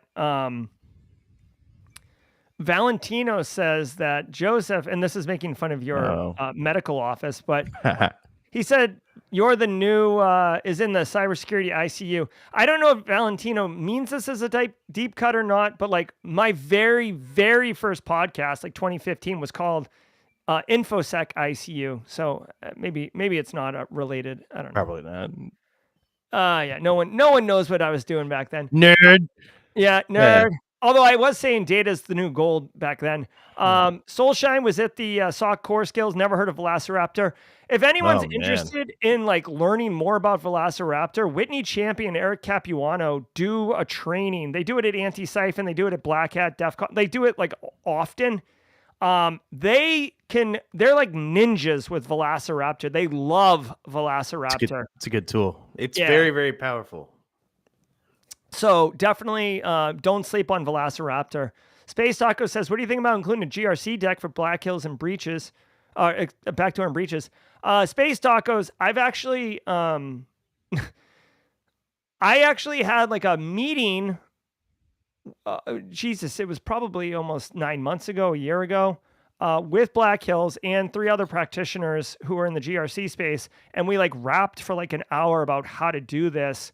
There were some action items that came out of it. The person who was supposed to lead that team, this isn't shade. The person who was supposed to lead that team did not make it a priority, and then it failed. So it wasn't even going to be a deck. It was actually going to be like a different. I don't want to call it. Joseph, your microphone's still hot. It was going to be like a new dimension to the game, interestingly enough. So, stay tuned for that. Joseph, I'll bring you back on stage when your camera is turned back on.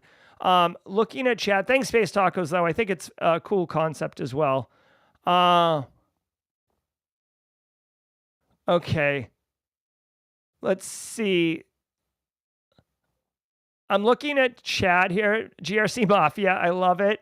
GRC Nerd Herd, I love it. Night and day with their setups, yes, 100%. I am super excited, y'all. Honestly, it looks like we've got a new person coming into the chat. We've got someone entering the chat. Oh my God. My son said yesterday, like, W has entered the chat. Let's see. Oh, ladies and gentlemen, may I introduce you? Allow me to introduce Wade Wells. Hey, oh, hold on. I'm set to full screen. Hey, Wade. Hey, what's up? Bro, sun's out, guns out, huh? It's San Diego, right? Oh, I gotta rap at least sometimes. Oh, dude, you my look like camera's all Max weird right Headroom. now. Is anyone else seeing that? Yeah, I saw. Okay, good. There it goes. It went away. Oh yeah. It was pretty cool for a second. What's going on with you? What's new, dude? How was B-side San Diego? Dude, besides San Diego was great. We had a huge turnout. We had too many people trying to get in. We had to actually not sell tickets at the door, which is always amazing.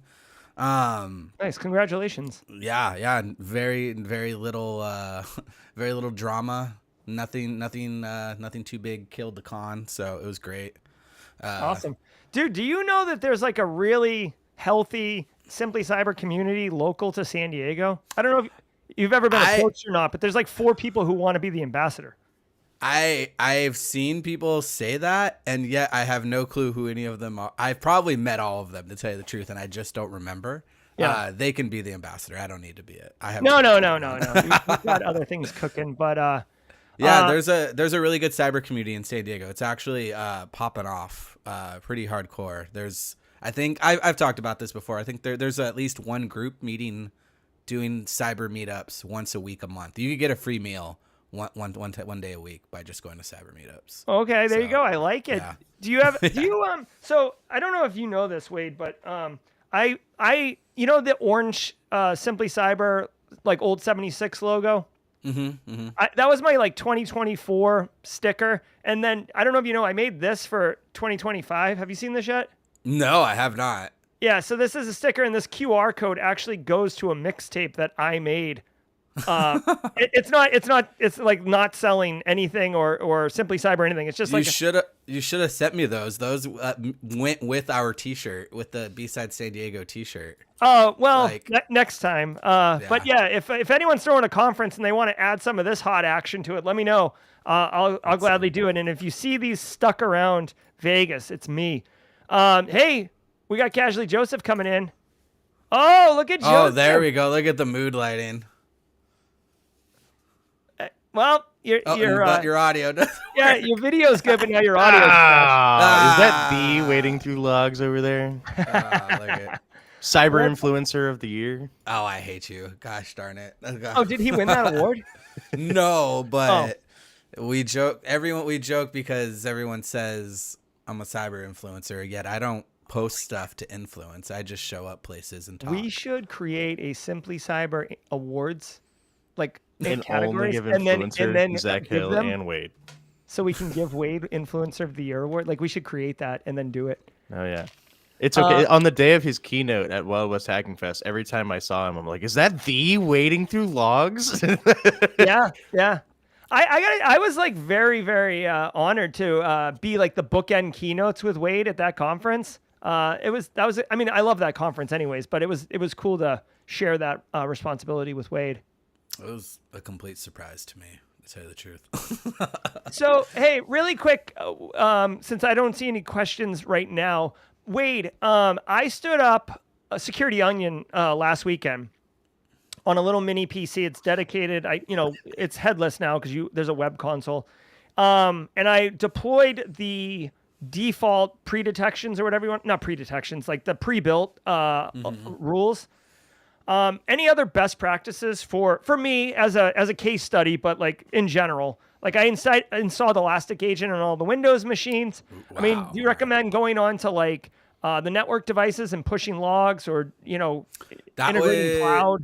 What are you running on your network, if you don't mind me asking? Are you running like Ubiquity or something? Yeah. I run Ubiquity. I actually have a 16 port switch with one of them mirrored, and I'm mirroring the port in. The NUC has 2 NICs, so yeah. You could forward your Ubiquity logs just straight to Elastic too, like you were saying. The I've been logs looking of at the that. switch or the network traffic. You could do both technically with Ubiquity. Okay.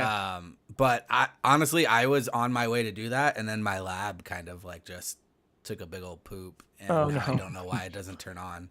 It's a hardware issue, which is the worst because that means you just have to keep replacing stuff until it works again. Depending on what MFA you use, you could also forward those logs. Yeah, you could do that. Logs You from already what? have endpoints. What else you could you do? From you your track MFA. DNS. You could do DNS. Okay. That'd be an interesting. Well, one, too. I do my DNS We're getting a resolution. lot of noise right now. I do my DNS resolution through Quad 9s, I think, or through Google, or no. One of the ones that 888. has like the non-porn, non-malware DNS. Cloudflare. pre-screens. Yeah, it might be Cloudflare. Just because it has non, right, doesn't mean someone. So I'm very hesitant to track DNS or web traffic at my house because like I don't want to track I have other people besides my wife and I living here, and I don't want to track their traffic. I don't want to track my wife's. I wouldn't want to be tracked, but I also don't want anyone to get hacked. So tracking DNS, usually you can find some interesting things. I would always say that was one thing while threat hunting, not thrunting. Kyle. Thrunting. No, he's a that's thrunter. always interesting. Yeah, I'm not gonna. I will get a trophy made for Wade. You better not. Yeah. I will throw. You will get it made. I will throw it in the trash and videotape it and send it to you. Or we'll do like a straight Office Space, like throwing it on the ground, like stomping it, and like the printer. CyberSecJS says use WinLog beat to push window logs to Security Onion. Yeah. You could attempt sysinternals on one of your Sysinternals is great. I love it. on one of your Windows machines. That would be pretty heavy. That might as well be an EDR, to tell you the truth. After that, Yeah, I mean I have EDR on my endpoints too, but you know the one crazy. thing that I think is going to be the biggest problem, or not biggest problem, but a challenge is the storage, right? So everything's storing local to the device that is running Security Onion. So there's a ticking time bomb. It's got, I think, a 2 terabyte drive. I can see that it's 12% full right now, and the logs are just dumping in there. So like at some point, I'm going to run into an issue. Not today. Do you have the roll-off set up or anything like that? No, I haven't configured that. Okay. So like if it's defaulted, but you gotta get that set up because it's gonna fill up really fast. Yeah, I know. Or you could take the other approach and just buy more NASs, like just buy more drives. Yeah, slowly building it out. Cyber Ronin says, do you have any suggestions on how to learn vulnerability scanning? Any training platforms I could look at? Cyber Ronin, I mean, you can download OpenVAS and run that. That's free.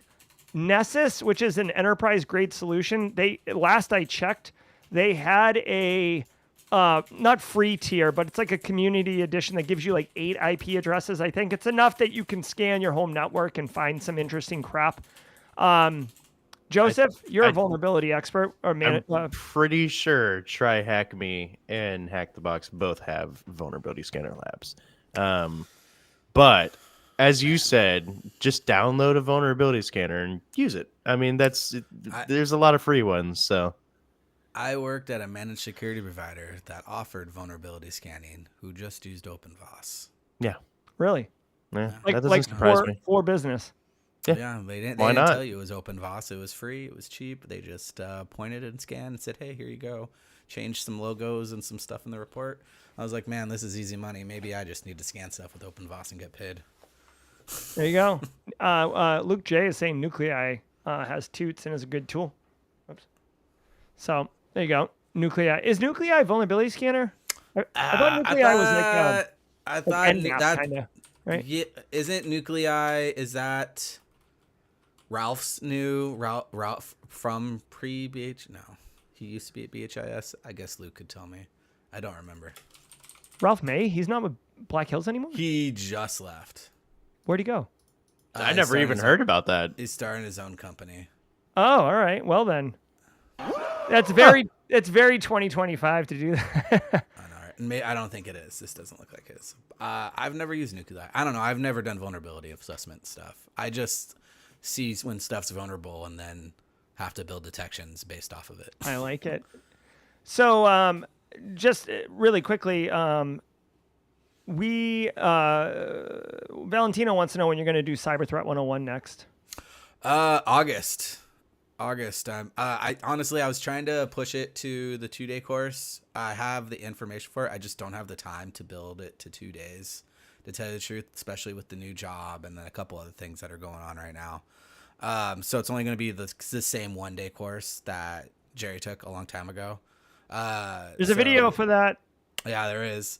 That will be going off in August. I'll probably actually throw 1 or 2 free vouchers to the class, to the Simply Cyber community too. There you go. So stay tuned for that. Also, Wade, I know we don't have a hard commit from you, but I do have November 2nd pretty much locked in now. I got 4 classrooms at the Citadel, so I was going to do the Citadel too. Wow. Yeah, in a brand new building. Like, so I teach at a building that was idea. built in 2023, and it's fully it's like teched out. So It was a pretty good idea to teach there. I'm just saying. Joseph did save the Simply Cyber community about $40,000. So you will not be getting a referral bonus for that. Idea? Huh? Was it his idea? Yeah. Because I was like trying to do it at the Marriott, and the Marriott's like, yeah, sure, no problem. It's $40,000 for that day, and I'm like, I'll take that one. Yeah, I'll take that one. It's fine. Running a con, he could teach Thrunting 101.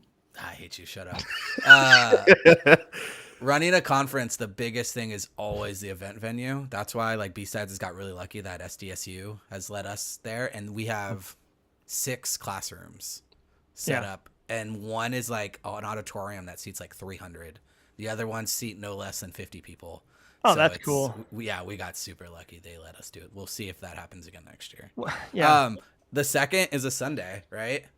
Yeah. So the idea is, what the hell? The idea is that B-Sides Charleston will be Saturday, November 1st.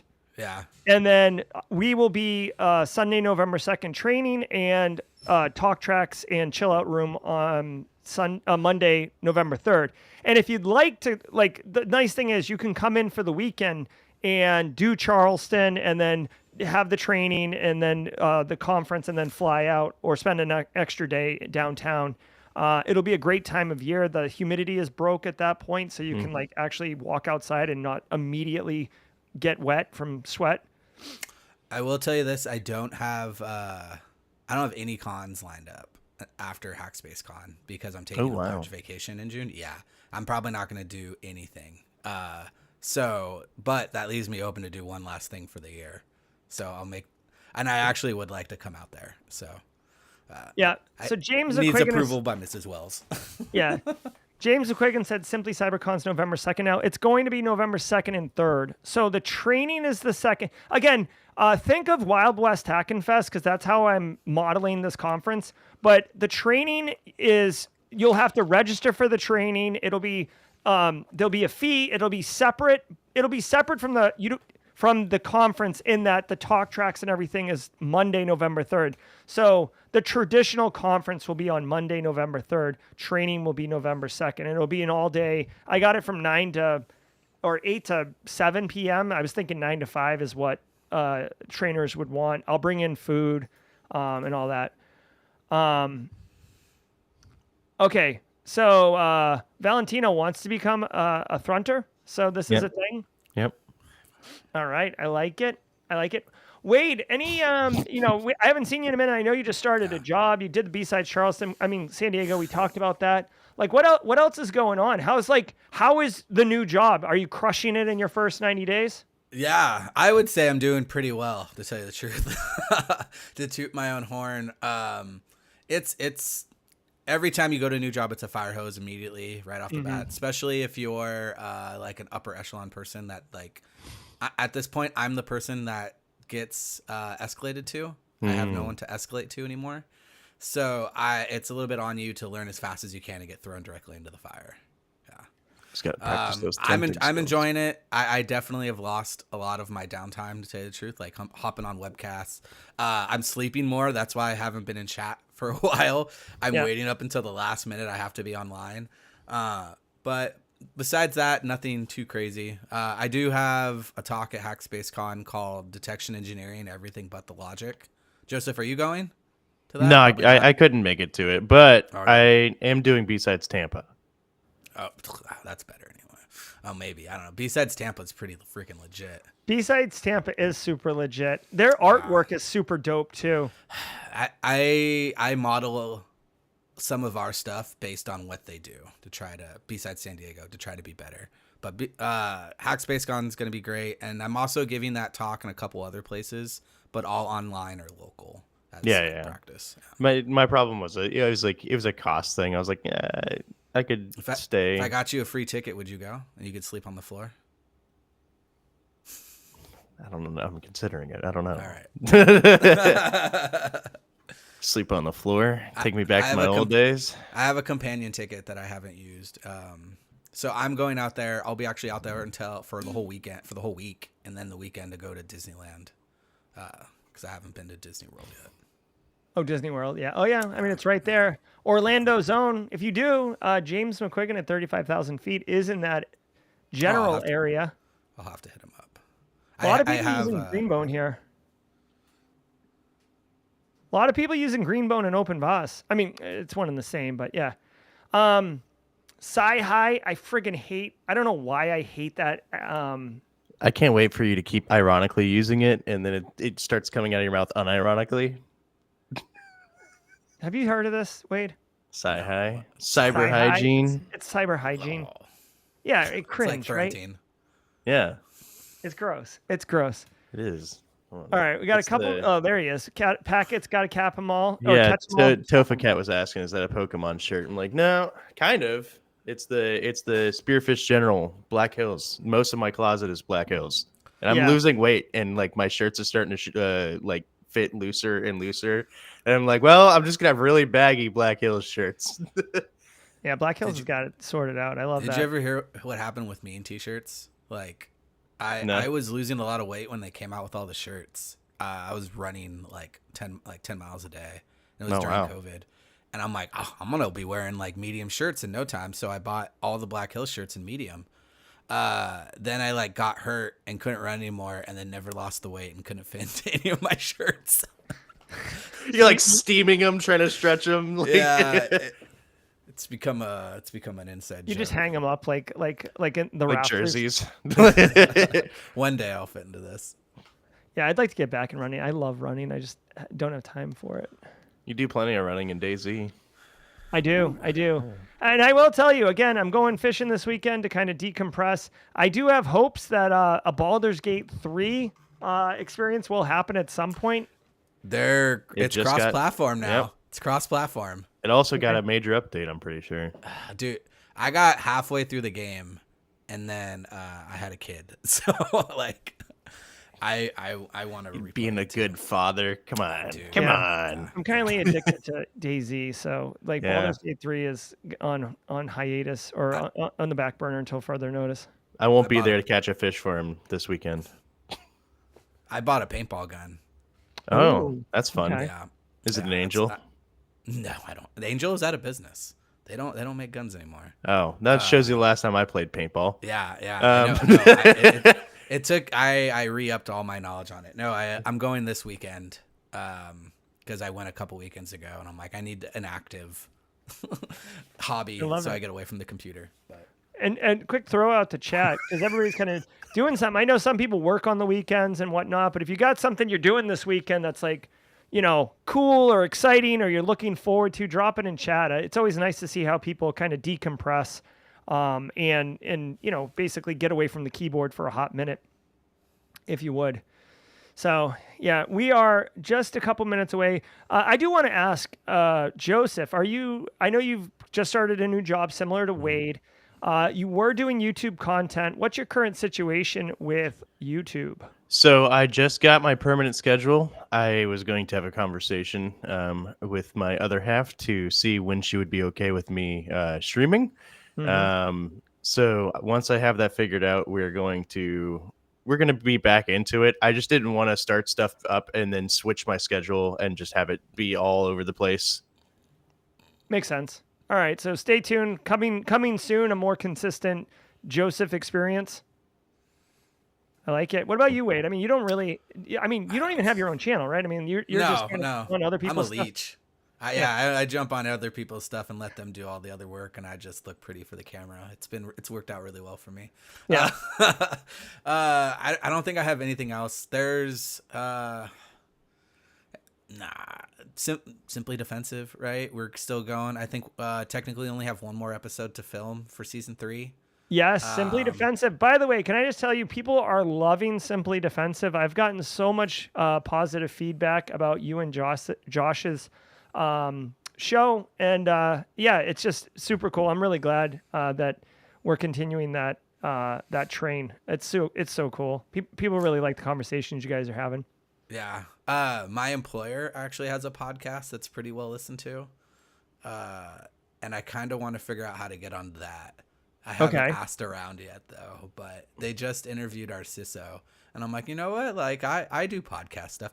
I will admit it is amazing. Everyone there has like podcast level mics. Like when you get on a meeting, everyone is like this. And I'm like, this is a little interesting. I've never seen this level of that is cool. Zoomism before. They're serious. I love it. Yeah, everyone's pretty serious. Hey, people are sharing what they're doing this weekend. A lot of people are loving some paintball. We got people parkouring. I love parkouring. I'm terrible at it, but I like the idea of it. Shark Tooth festivals. Here's a quick question for Joseph and Wade. Start with Joseph here. Maurice was in a service desk analyst position interview, and they want to know what concerns they would have with automation because the manager said MSP patch servers. The MSP patches servers is how I'm reading that, and they will only do local machines. So I'm thinking support desk locally will just patch onesie twosies, and the MSP is doing it. So any concerns or thoughts around this one? There's a couple different ways you can interpret this question as well. If your MSP is patching your servers, really, that's the hard part. Patching local machine, I'm assuming means that you're patching workstations. You don't usually have a lot of risk in patching workstations. Now, when it comes to patching, if it's a chemical company, you're going to have ICS. You're going to have some form of SCADA, I'm sure. That's probably going to be a little more sensitive, and you're probably going to have to work with people at first to understand like how to patch this stuff or like the proper way to do it. I'll admit that you could stand me in front of a chemical mixing thing and tell me to patch it, and I would just walk away. But yeah, Wade, please. I would say the big thing is you're gonna have to verify their patching works. Yes. Oh my God. Yes. Patch, right. Yes. Just because they say they're patching doesn't mean they are. So you may have to figure out a way around that. That's a cynical view. It's a real world view. Yeah. He said earlier he's the senior guy now, so that like your level of cynicism goes up as you get more. He's getting jaded. I've been trying to fight that and be the positive person more recently, and not so. I like the best part about going to a new company is you get to reinvent yourself, right? Yeah. It's like literally like going to a new school. That's how I think about it. So I put on like a new face. Make sure my spelling is always good, that I'm not just pressing enter after every message. So Nice Wade is coming out this year. Mm-hmm. It's a new year, new me. I thought you were going to follow the influencer trend of like get a senior role, become more jaded, $8,000 boot camp, sell off. Like start my own training company. Yeah. Type of stuff. No, that's too much work. I don't even have my own YouTube channel. Yeah, I don't know what to say. I feel I'm so talking. No. We're talking two different games here. You actually stuck with yours. I'm talking about the influencers that sell a boot camp and then like rug pull boot camps. Yeah. Dude. Oh, that's gross, dude. All right, we are at 10 o'clock a.m. on the Eastern time. I do want to say shout out and thank you to Casually Joseph for coming on. Friday panels are always fun. Wade Wells jumping on here, San Diego's own, giving us time, guys, because new job. He said he's having to sleep more. He's got a lot going on personally. B-Side San Diego just happened. So to give us, 30 minutes of your time, Wade, is definitely greatly appreciated. Really quick, just around the horn, Joseph, anything you want to pump or share or anything before we go with the community? No, go touch some grass this weekend. Spring has sprung. All the pollen's gone. You can probably survive outdoors more than a couple hours. Enjoy it before it gets too hot. I love it. Wade, final thoughts, something to share? Watch Simply Defensive. Let us know if you have any ideas. Oh, Daniel Lowry, right. Ooh. Yeah. Oop. You Oh, probably yeah. Daniel Lowry's live right now. Let's go raid him. All right. Hold on one second. Let me pull it up on stream. You Oh, know, is he live? Yeah, So- he's live. Yeah. How, like, what are the chances that I pull this up live and he's drinking a Monster? Like, what are the chances? I would say like 99.5 out of 100. Is he at Deb's house? Oh, yeah, he's definitely in Baltimore. Yeah, that's the office. Okay, let's go ahead and raid. Yeah. All right, guys, Damn, thanks so very Deb's much. Wade, thank you. Joseph, thank you. And whoever reminded us about Daniel Lowry, thank you. I'm Jerry from Simply Cyber. Guys, have a great weekend. Be well. And until next time, stay secure.